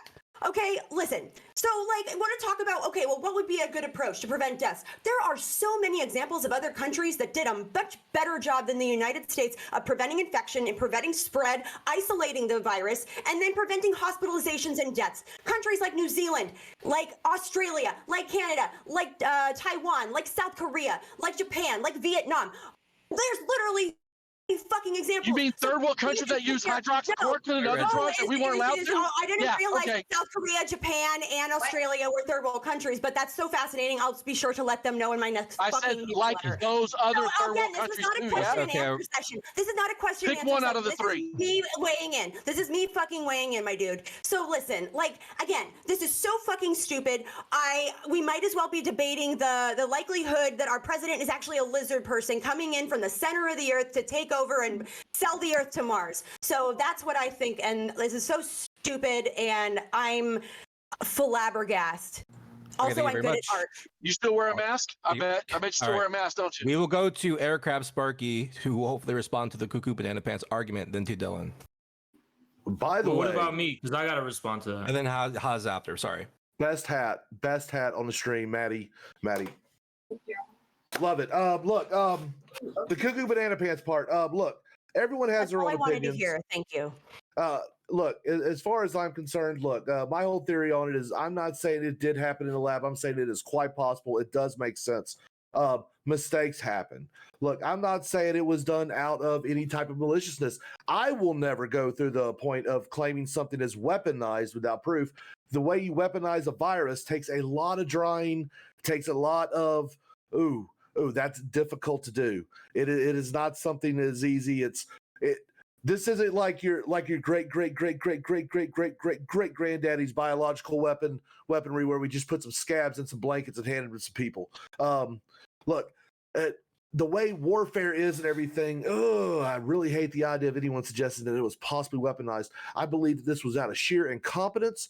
I don't know if it occurred naturally. There are scientists that will claim that for it to have evolved as fast as it has, it would be statistically impossible in a natural scenario. However, there's others that contradict this. Look, science is not done. by, oh, the majority of scientists agree with this. Look, in the 50s, there was doctors who was actually saying smoking was good for Christ's sakes. So please stop worshiping at the idol of my daddy science. Use a little bit of common sense. Use a little bit of historical reference to see what is actually going on. And look, make up the mind for yourself. It's not my job to tell you how to think. I'm just here to tell my opinion. And Geek, every time when someone's asked me for some sources, I've been putting them up in the chat, up in the speakeasy. So look, at least I've been trying to provide some stuff. Look, ladies and gentlemen, this is frustrating. Look, at least come legitimate. At least come with your honest to God beliefs. And look, I've only worn a mask when it was required by my job, but I did do things like, I don't know, avoid people, stuff like that, just because it does make sense. Wearing masks does work in tight spaces to a point. Okay, it's all about limiting spittle and that kind of stuff. To say that they completely do not work, that's inaccurate at best. Nobody said that. Thank you. No, you did not say that, but it was the way it was worded could be taken that way. Got to be precise, right? Thank you. Okay. With I that, tried to be precise, but they run with it. Thank you, Redneq. We're nearly out of time. Would everybody be cool just doing closing statements and putting your final thoughts in those? Yeah, but I have 5 points that I'll put in my closing statement. Okay. Cool. Well, we'll start with Haz. Okay, first point. Calling something crazy is not an argument. Second of all, I don't think anyone's interested in the scientist chatter. They're not on the panel, so their opinion doesn't matter. Scientific institutions have never been uncritically accepted by the brilliant contributors and innovators in science. If they just accepted consensus, there would have never been any actual real progress in science. Don't act like the consensus model of scientific truth is God's spoken word, because you clearly know nothing about the philosophy of science. It's a very controversial viewpoint. It by no means is some kind of religious truth. Fourth, scientists don't have a monopoly on talking about the origins of COVID, because the motivations and operational capabilities of deep state actors, etc., is outside the realm of virology, okay? So we're not even talking about viruses and the nature of viruses. We're talking about something that's outside of the scope of so-called scientific experts.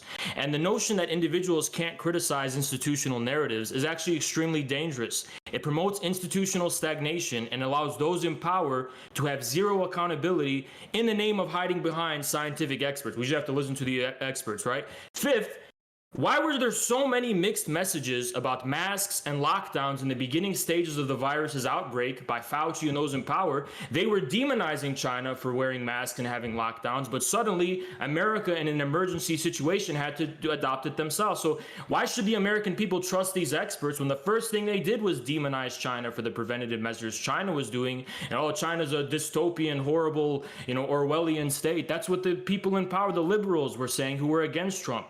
So I think both sides of the aisle, political aisle, deserve blame for how COVID was handled in America. And I think talking about New Zealand and Australia and wherever else is completely irrelevant, because those are different societies. And also they're islands, okay? But if that doesn't matter, they're completely different societies than American society. So politicizing it in the first place is a complete waste of time. That's my closing statement. That's all. Yeah, but also... That's closing statements. Also, Haz, if you want to shout, this is like the final thing, so if you want to shout yourself, your channel, and all that stuff out too, you can. Twitch.tv/InfraRed show. Yep. Thank you. Let's go to Dylan. So I want to say that a majority of the last 30-40 minutes has just been science is a liar sometimes, it's a bitch, right? It's no different than the Always Sunny skit. It's the same argument. No one is arguing that, oh, scientists said it, therefore just accept it simply at that point. When I thought this was implied with it, that it also came with peer review. For example, InfraRed brought up the fact of, well, what about eugenics? That was considered scientific consensus for a good period of time. That is true. But then, when the 1935 peer review panel by the Carnegie Institution and concluded that the Eugenic Research Office was basically doing nothing of merit, 4 years later, it lost all of its funding. After the peer review and the critical analysis from other great minds in science, that's when eugenics started to meet the wayside. Eugenics was proven to be an irreputable side of science that had no backing, and after peer review came out, after they analyzed the facts, that's when eugenics fell to the wayside. InfraRed can like doubt and laugh. I don't know. Maybe InfraRed is eugenics believer. I can't respond because it's closing statement. So what is what it is. Well, then why are you talking? All right. Do I have to be here? Are we done? Yeah, Yeah. I'll just leave. Oh, you can act like a little bitch if you want, but it's closing statements. Thanks for coming. Okay. Yeah. I don't gotta listen to you guys. You know. When Oh, you're right. So you just gonna just read from an article without posting the article. All right. And interrupt the closing statement. I'm willing to debate more about it. So don't call me a fucking pussy. They want to end the fucking show. I'm willing to debate more. You're the one interrupting during closing statements. You can. Because I'm muting. Sorry, everybody. I'm muting everyone except the person who's closing because that's the point we're at. Okay. Sorry. Anyway, please continue. eugenics was shown to be dog shit once there was peer review, right? Once peer review and all of the deep analysis of it came into play and other scientists started to reflect on it critically, that's when this scientific consensus shifted, right? I haven't seen any hints of peer review showing that PPE doesn't work. There has not been enough peer review and analysis done to suggest that the COVID lab leak theory is the only really available option. There seems to be a lot of theories that people are still working off of natural causes, and now more debated, the Wuhan lab leak theory. All I am saying is that we should respect experts and look at this critically, yes, but not just throw the consensus out there based on speculation about American military bases or, oh, look, I found this statistic went up right around this COVID date independently. It isn't going to work. That isn't how, Americans should consume media because that leads to dangerous conspiracy theory peddling. If you have well-respected research documents that have been peer-reviewed, that have gone through these processes, then yes, bring it to everyone's attention. But I don't believe in playing like Paul Bunyan fucking like medical science over here, going through my Wikipedia articles and then acting like I'm a respected medical professional. All right, thank you. We'll go to CTV. Sorry for meeting you. Sorry for meeting everyone, by the way. I don't like meeting people. No, don't apologize. You're doing your job, Banks, and you're doing a good job of it. Now, one, the Chinese Communist Party did a lot to put down individual freedoms of their people, actually locking them inside their fucking homes in China, right? So like to sit here and try to raise up China as like this fucking arbiter is just false from the start. Moving on from that, there wasn't anything specifically that the government could have done to be able to do any more than they did. I don't personally think, considering what it is that we were combating, but there's always opinions on all sides. So, kind of is what it is. But then that's when we get into the area of science, right? What is science? Well, like Maddie pointed out, the science is, creating a hypothesis, right? And then studying it and then seeing what the result of it is, right? So what that really means, though, is that like if I turn the iron on my stove and I touch it and it's hot, well, I just conducted a scientific test. I found out that this iron is hot. Do I touch it again in the future? Well, maybe test it one more time just to make sure the fucking thing's still hot. Oh, yeah, it's still hot now. So then we get into more complicated levels of science, which could be something like mechanical engineering, the building of a nuclear reactor, the running of a diesel engine, right? All of these things are examples of science, right? Now, when we get into the area specific, when it comes to virology, this is where I think that what I said earlier with regard to governments actually holding scientists back from doing things that they ought not do would at least be able to alleviate the very possibility that this thing could have been weaponized. I'm kind of with Sparky on the fact that I don't want to really think about governments actually weaponizing this thing. I think that it's much more plausible that somebody was doing something that they probably should not have been doing in the search for whether or not they could do a thing, right? They were only concerned whether or not they could. They didn't worry about whether or not they should. So somebody fucks up and lets it go, right? And that's where I think that we probably end up in the situation that we're at. Because it wasn't just SARS, there was also MERS. I mean, there's been a few things that's been coming out of that area. So all the way around it, though, I think it's really, really disingenuous for anyone that's has not done any kind of study into what the framework of the American government actually is to be commenting on how it should be combating anything with regard to our society. So it's like, I'm cool with everybody commenting, but it's like, if you don't understand the frameworks of government from the start, it doesn't give me a good ability to be able to take your opinion serious. So I felt like it was a pretty decent conversation tonight, and I was happy to be a part of it. You can find me at twitch.tv/critically thinking veteran. I am the alpha wolf of the wolf pack over here in the wolf's den. We reside inside the Infinity Acre Wood. You can find a link to that in the Discord when you get over here. And we post 2 different panels starting next week. On Wednesday, we're going to be having the Humpty Dumpty, which is going to be me moderating what is essentially a Debate Bro Blood Sports panel. And probably not going to be doing much moderation. Probably just more, you got muted because, people started shouting, and then like people were sitting there dumbfounded, like, did I actually get muted? Well, fuck, I guess I did. And then like I'm controlling the conversation through the yelling that way. That way it's less headache for me. And on Thursday is where we have the solutions-based Hickory Dickory, where there is absolutely zero toxicity allowed. The reason why we're doing this is to set up the dynamic moving forward with how, at least here in the Wolf's Den, we want political conversations to go, because we can see value in both. We can see entertainment value in both, and we want to be able to host those kinds of conversations here. And we're happy to all those that are not only aware, but are coming into the community and being a part of both styles of debate. So thank you. Thank you, sir. Always a pleasure. Let's go to Maddie. Okay. Yeah. So it was a little disheartening to see so much misinformation and conspiracy theories being proliferated here. It's a real bummer to me too when I see people like kind of cherry pick what side, like there's always going to be someone who says, no, I bet it's a conspiracy, but then ignoring the larger consensus with tons of evidence, like years of experiments and lab results and analysis that are, there are people that have dedicated their entire careers to studying viruses specifically that fall under the coronavirus category, because they've existed for a long time. In 2008, I got swine flu.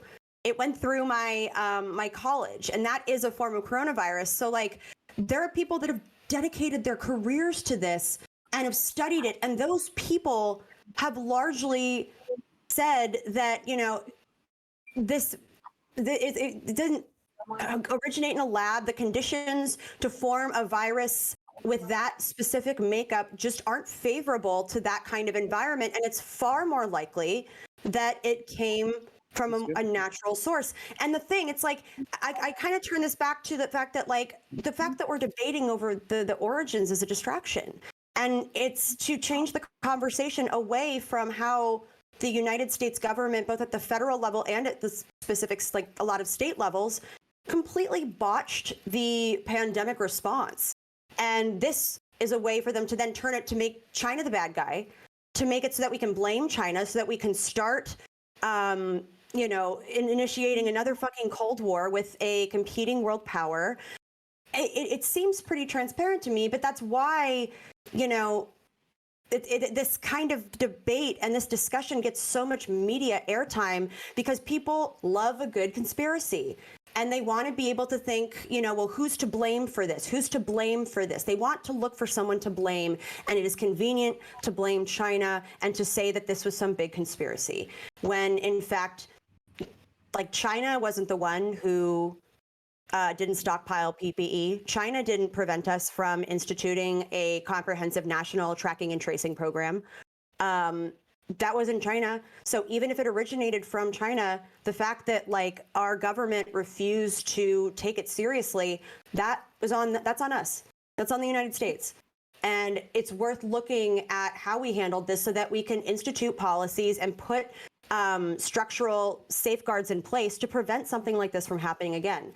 Because this pandemic, I lost my job because of coronavirus. People's lives were thrown into disarray. I have friends who died from coronavirus, from COVID, who were otherwise healthy. And, the thought that this could happen again is horrifying. But rather than look for a scapegoat I'm looking for how we can address it in real time right now and put policies in place, put safeguards in place, have it so that should anything like this threaten our country again, we are in a good position to protect our citizens. And so that 600,000 plus Americans aren't dead at the end of a pandemic, at the end of us being stir crazy inside. So yeah, again, like it's too bad that we dwelled in conspiracy theories and about the deep state. Every time someone says the deep state without a hint of sarcasm, a herd of golden retriever puppies is murdered. So, wow. Just for you to know. Anyways, I'm Maddie Cakes. I do fun things. I'm a serious fun person. And you can catch me on Twitch. You can catch me on Twitter. I have a feeling my channel is going to transform into a hat making Twitter, or Twitch is going to turn into a hat crafting Twitch in the near future. So if you're into that, do stop by. It would be lovely. But yeah, Banks, you did a great job. But you know what? Like, considering the people that were on the panel, it was always going to be a little bit of a shit show. But this was fun. Thank you very much. Let's go to Aircraft Sparky. Alrighty, thank you. Look, when it comes to things like the tracing and tracking, why don't we just put people with scarlet letters on their shirts? We'll start with AIDS patients. We'll work ourselves down to coronavirus non-vaxxers.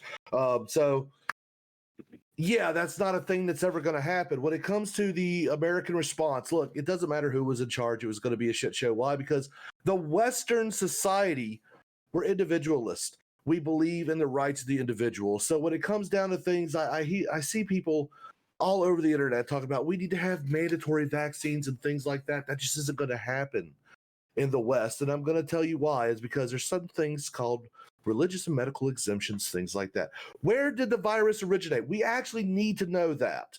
The fact that one of the countries that is deep in this has come out and said, look, we're going to expand our nuclear arsenal if you as much as investigate this.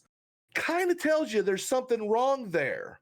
Okay, they are actually threatening the potential annihilation of the world if their potential corruption is to be exposed. Look, if you're not skeptical about that, that's a you problem. That's a smooth brain problem. And I'm not calling anyone that. I think a lot of people are actually just sitting there just playing team sports. And look, if that's what you want to do, go for it. Look, batter up. But look, Sparky, you can find me on Twitch and YouTube, both at the same name. Look, on Twitch, I draw stuff. I draw cartoons. I play video games, and occasionally I come on these panels and I listen to some of the cringiest stuff that will ever exist on them. And that's okay, man, because look, I love the discussion. We can celebrate our commonalities while discussing our differences. Thank you all for having me on this panel. Yet again, Maddie Cakes does win based on hat alone. God bless you all. Thank you very much. Oh, no, someone just came in the chat. Wait, before anyone continues, because I'm a businessman and I've got Dylan's captive audience of like nearly 600 people, I just want to say, go to shellshockcbd.com and enter code. Oh my god. For 10%. Really? It's not my fault. Really? It's not my fault. It's not my fault. Mute Dylan. Are you kidding me? Also, it was the Global Times, not the communist. It was the communist. Shell Shock CBD, y'all. Shell Shock CBD. That was Danabo, if you don't know, by the way. Also, I would do it because Danabo worked like a lot for the panels this week, like a lot. So if you want to support him, that'd be really cool. We'll finish it up with Redneq and then Geek. I'm last. Remember? Oh, you'll be last. Okay. Well, I get to get last this one. You forgot Cutsleeve too. Just so you know. And Cutsleeve. Oh, I'm sorry. Cutsleeve too. Okay. So Geek, Cutsleeve, and Redneq. Fast forward. All right. Yeah. Basically, I'm just going to end up with a simple analogy. Let's say that you live in a bad neighborhood, and in this bad neighborhood, like someone was murdered, and in the same neighborhood, there's someone who lives there, and this person who is in the proximity has a gun, and they have like a criminal past, and the night of the murder, they cannot, like, basically, they don't have an alibi. You're still nowhere near the fact that this person was killed, like, was the murderer. That's it. That's the same thing for COVID. Everything you have is literally circumstantial. There's nothing. When you look at the structure of the virus, nothing. Nothing whatsoever. I haven't seen anything. There's no proof so far, so yeah. The only, like, literally, like, most of the leak, even the idea that it came from, like, this specific market, literally started on a rumor. So, yeah, that's all I wanted to add. Thank you very much. Cutsleeve? Oh, wait, Geek, shut yourself out. Oh, yeah. Listen, YouTube / Dylan Burns. That's all I have to say. Go subscribe. Cutsleeve. Okay. Okay.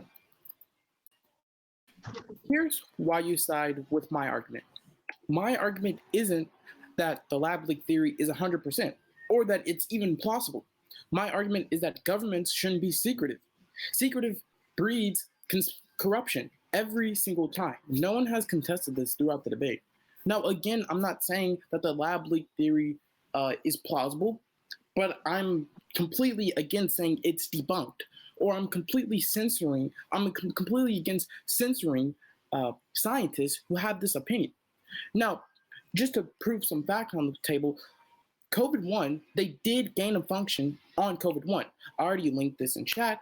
This is just uncontested. This is one of the crux of the lab leak conspiracy. And also the former head of the FBI was the first major person to co-sign this argument that COVID-1 or SARS-CoV-2 came out of the lab. And again, no one has answered the question, why is China so secret about like COVID lab leaks? Like, why? It makes no sense unless they have something to hide. And the more we learn about China, the more it does seem like it's a lab leak. Again, I'm not saying it's a lab leak. I'm saying it's plausible enough for people not to be censored. Now, Maddie again says this is a distraction to cover up from Trump, but people are getting censored. People are losing parts of this job because this was labeled as a conspiracy. And that's all I want to do in this. All my argument is this is not a baseless conspiracy. People think because you label something a conspiracy that it should be thrown out of the table or that it's not true at all. That's not what a conspiracy means. Conspiracy has nothing to do whether it's right or wrong. Conspiracy is just a label to give to an argument based on a premise that something shaky behind doors is happening with a organized group. It has nothing to do about whether an argument's right or wrong. So labeling a conspiracy doesn't necessarily make it right or wrong. Now, Dylan brings up the point that science changed. I totally agree. Just like Biden changed his mind and reopened the investigation on the COVID lab leak theory. Just like Fauci changed his mind and reopened the investigation on the lab leak theory. Yes, science does change, but it seems like science is more changing along the lines of what the conservatives were saying rather than what the Democrats are saying. Now, just for some background information, when I had the debate with Sanso, I actually mailed one of the top scientists on this COVID lab leak paper. She actually wrote a paper, and I actually wanted her to come on the show. Here's what she mailed back with. I'm a busy person. I can't come Wednesday. But I'm shocked that your friend hasn't noticed that Dr. Fauci and the Washington Post both co-responded to our paper that says the lab leak theory is a probable theory. These are scientific artists. These are well-credited artists that have been backed multiple times by multiple institutions. My name is Cutsleeve. You can find me on Discord. I yield. Thank you very much, Cutsleeve. And finally, the star of the night. Yo, is Redneq speaking? Yeah, it's about to be okay. Redneq. Oof. Yeah, okay, Redneq. Wow, hold on. Before you go, Redneq, it's obvious that Dylan is scared of you, bro. It's obvious. No, I mean he literally. This is the game. This is the game that's played on the left. This is the censorship. So he's playing his hand to take his audience away because Redneq's toxic. He's gonna say something that's toxic. He's gonna hit it. Like, okay, proof is done. Dylan just proved everything that I needed to say, and Maddie's sitting here having to suffer too because she's like, "Oh, you guys are fucking full of shit." That's why he left. I'm full of shit. I got an opinion, don't I? It doesn't look too good, does it? When people want to share their opinion, you want us to shut up, right? Well, here's my opinion. My opinion is I have age behind me. I don't have science. I don't have a degree. I don't have no high education. I have experience, and firsthand experience to me is more important than anything. And Maddie even brought up the fact that, oh, I had the swine flu in 2004, I think it was. Yeah, where did it come from? China. It came from fucking China. You didn't die. You got sick. You got sick. You didn't die. There's a lot of people that got sick with COVID. They didn't die. You're going to get sick. The government can't do shit to help you. There's going to be times you're going to get sick. All of you young generationals, your 20s and 30-year-olds, you guys are literally handing over your freedoms out of fear. That's what this exercise was all about. And CTV nailed it earlier. All of you that want communism or want this socialism aspect of the Democratic Party, this new finagle way of becoming a socialist country, it's amazing to me how all of this tied in with an election. All of this tied in with problems in the China country. They wanted more freedoms. You know, they took over Beijing. They took over Hong Kong. They started controlling the provinces differently. They were under a trade war with Trump and the administration. The administration was like, fuck your imports of steel and all these other construction imports. We want America to be able to have our money. It just seemed odd to me that the left is so willing to eat corporate America's words, corporate scientists' words. Think for yourself. Literally think for yourself. Look at all the numbers of deaths pre-COVID. I'm talking go back to 2017 or further and look at the deaths we've had every year based off of a flu, pneumonia, cold symptoms. I'm just saying it. Yes, this virus is bad. It's one of the worst ones they've had, but we were due for a bad cold or a bad flu season. And that's what I'm chalking it up to.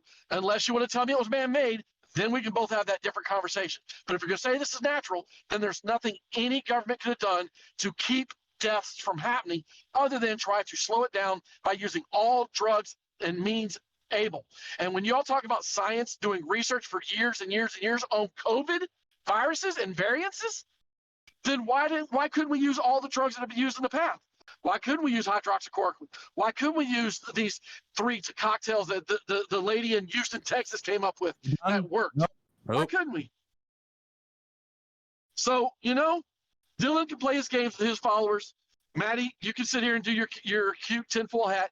I really worry about your generation. I worry that you guys have literally sold yourselves off to corporate cucks and you guys are just swallowing it all up. Like, give my freedoms away. We're not individuals. We don't have our own rights. And I, for one, I think it's disgusting because I know a year ago, you guys were telling me to wear a mask and we all had to do it no matter what. But now that the mask has been lifted because we know that masks for COVID do not prevent you from getting, because it's not airborne. It protects you from spittle. So hopefully somebody that's got fucking COVID will put a mask on. Otherwise, kiss face, suck their face or whatever. That's about the only way you're going to get it is through direct contact of the saliva that I know of. I don't know of airborne unless y'all got something else. And then for science, for the rest of that, I'm never going to give up my freedom ever. So come and take it because I'm not going to play that game. You talk about vaccination and cards and IDs and passports for proving that you are taking a drug. If you guys want to have the real conversation, don't put your hand up like a clock because you talked for 10 minutes earlier. You're looking at a veteran who was disabled by vaccination. But if y'all don't want to have that conversation and be real about it, then don't come at me again about COVID. Okay. And you can tell your male doctor he can go fuck himself because I know who you're talking about and he's not real. Okay, do you have anything to shout out? Dr. Disrespect? Yeah, if you're with the left, fuck you. I'm playing party roles. And if you want to follow me, it's Redneq_TM. And if you're a lefty, definitely follow me on Twitter because I will roast your ass every day. Fuck you. Well, there you go. Dylan aren't the same generation. All right, that's the end, right? I'm mid-30s. That's so the true, look. too, You don't have We'll to be go fine. home, kids, but Holy shit!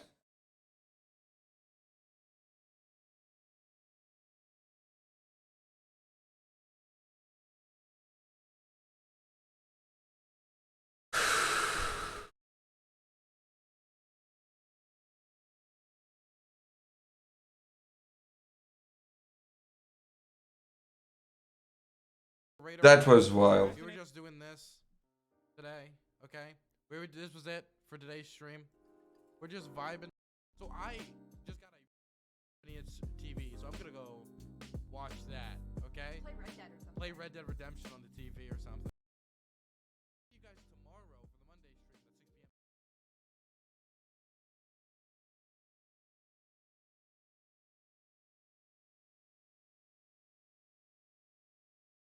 p.m. Can I just use? Yeah, you can.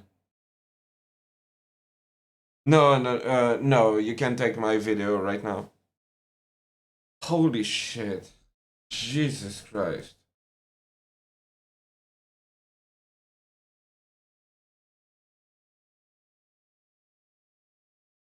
There's a moment where I was fucking dying.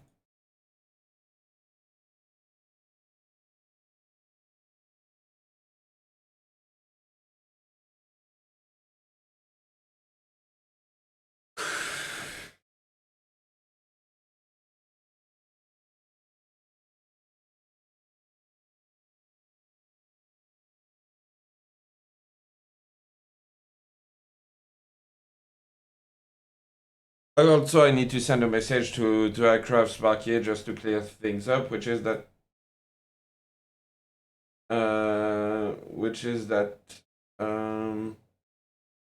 yeah, I didn't say that he sent me sources. Hey.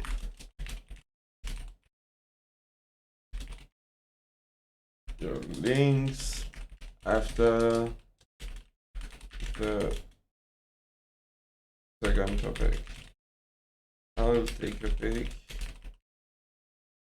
and we can talk about it if you want.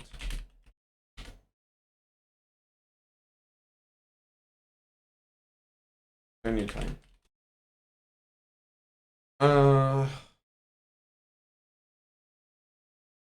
Yeah, I'm staying live.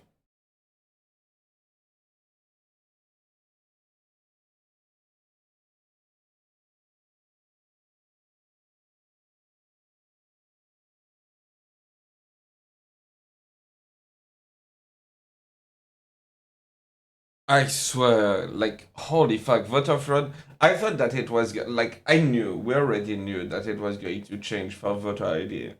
But, like, we went so far and so out of nowhere that, like, I don't know, I died at some point. I don't know if you could see, there are a few moments where I almost fell asleep.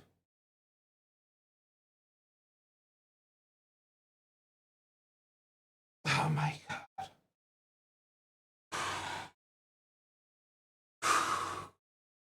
It was cool. It was really cool. I enjoyed it.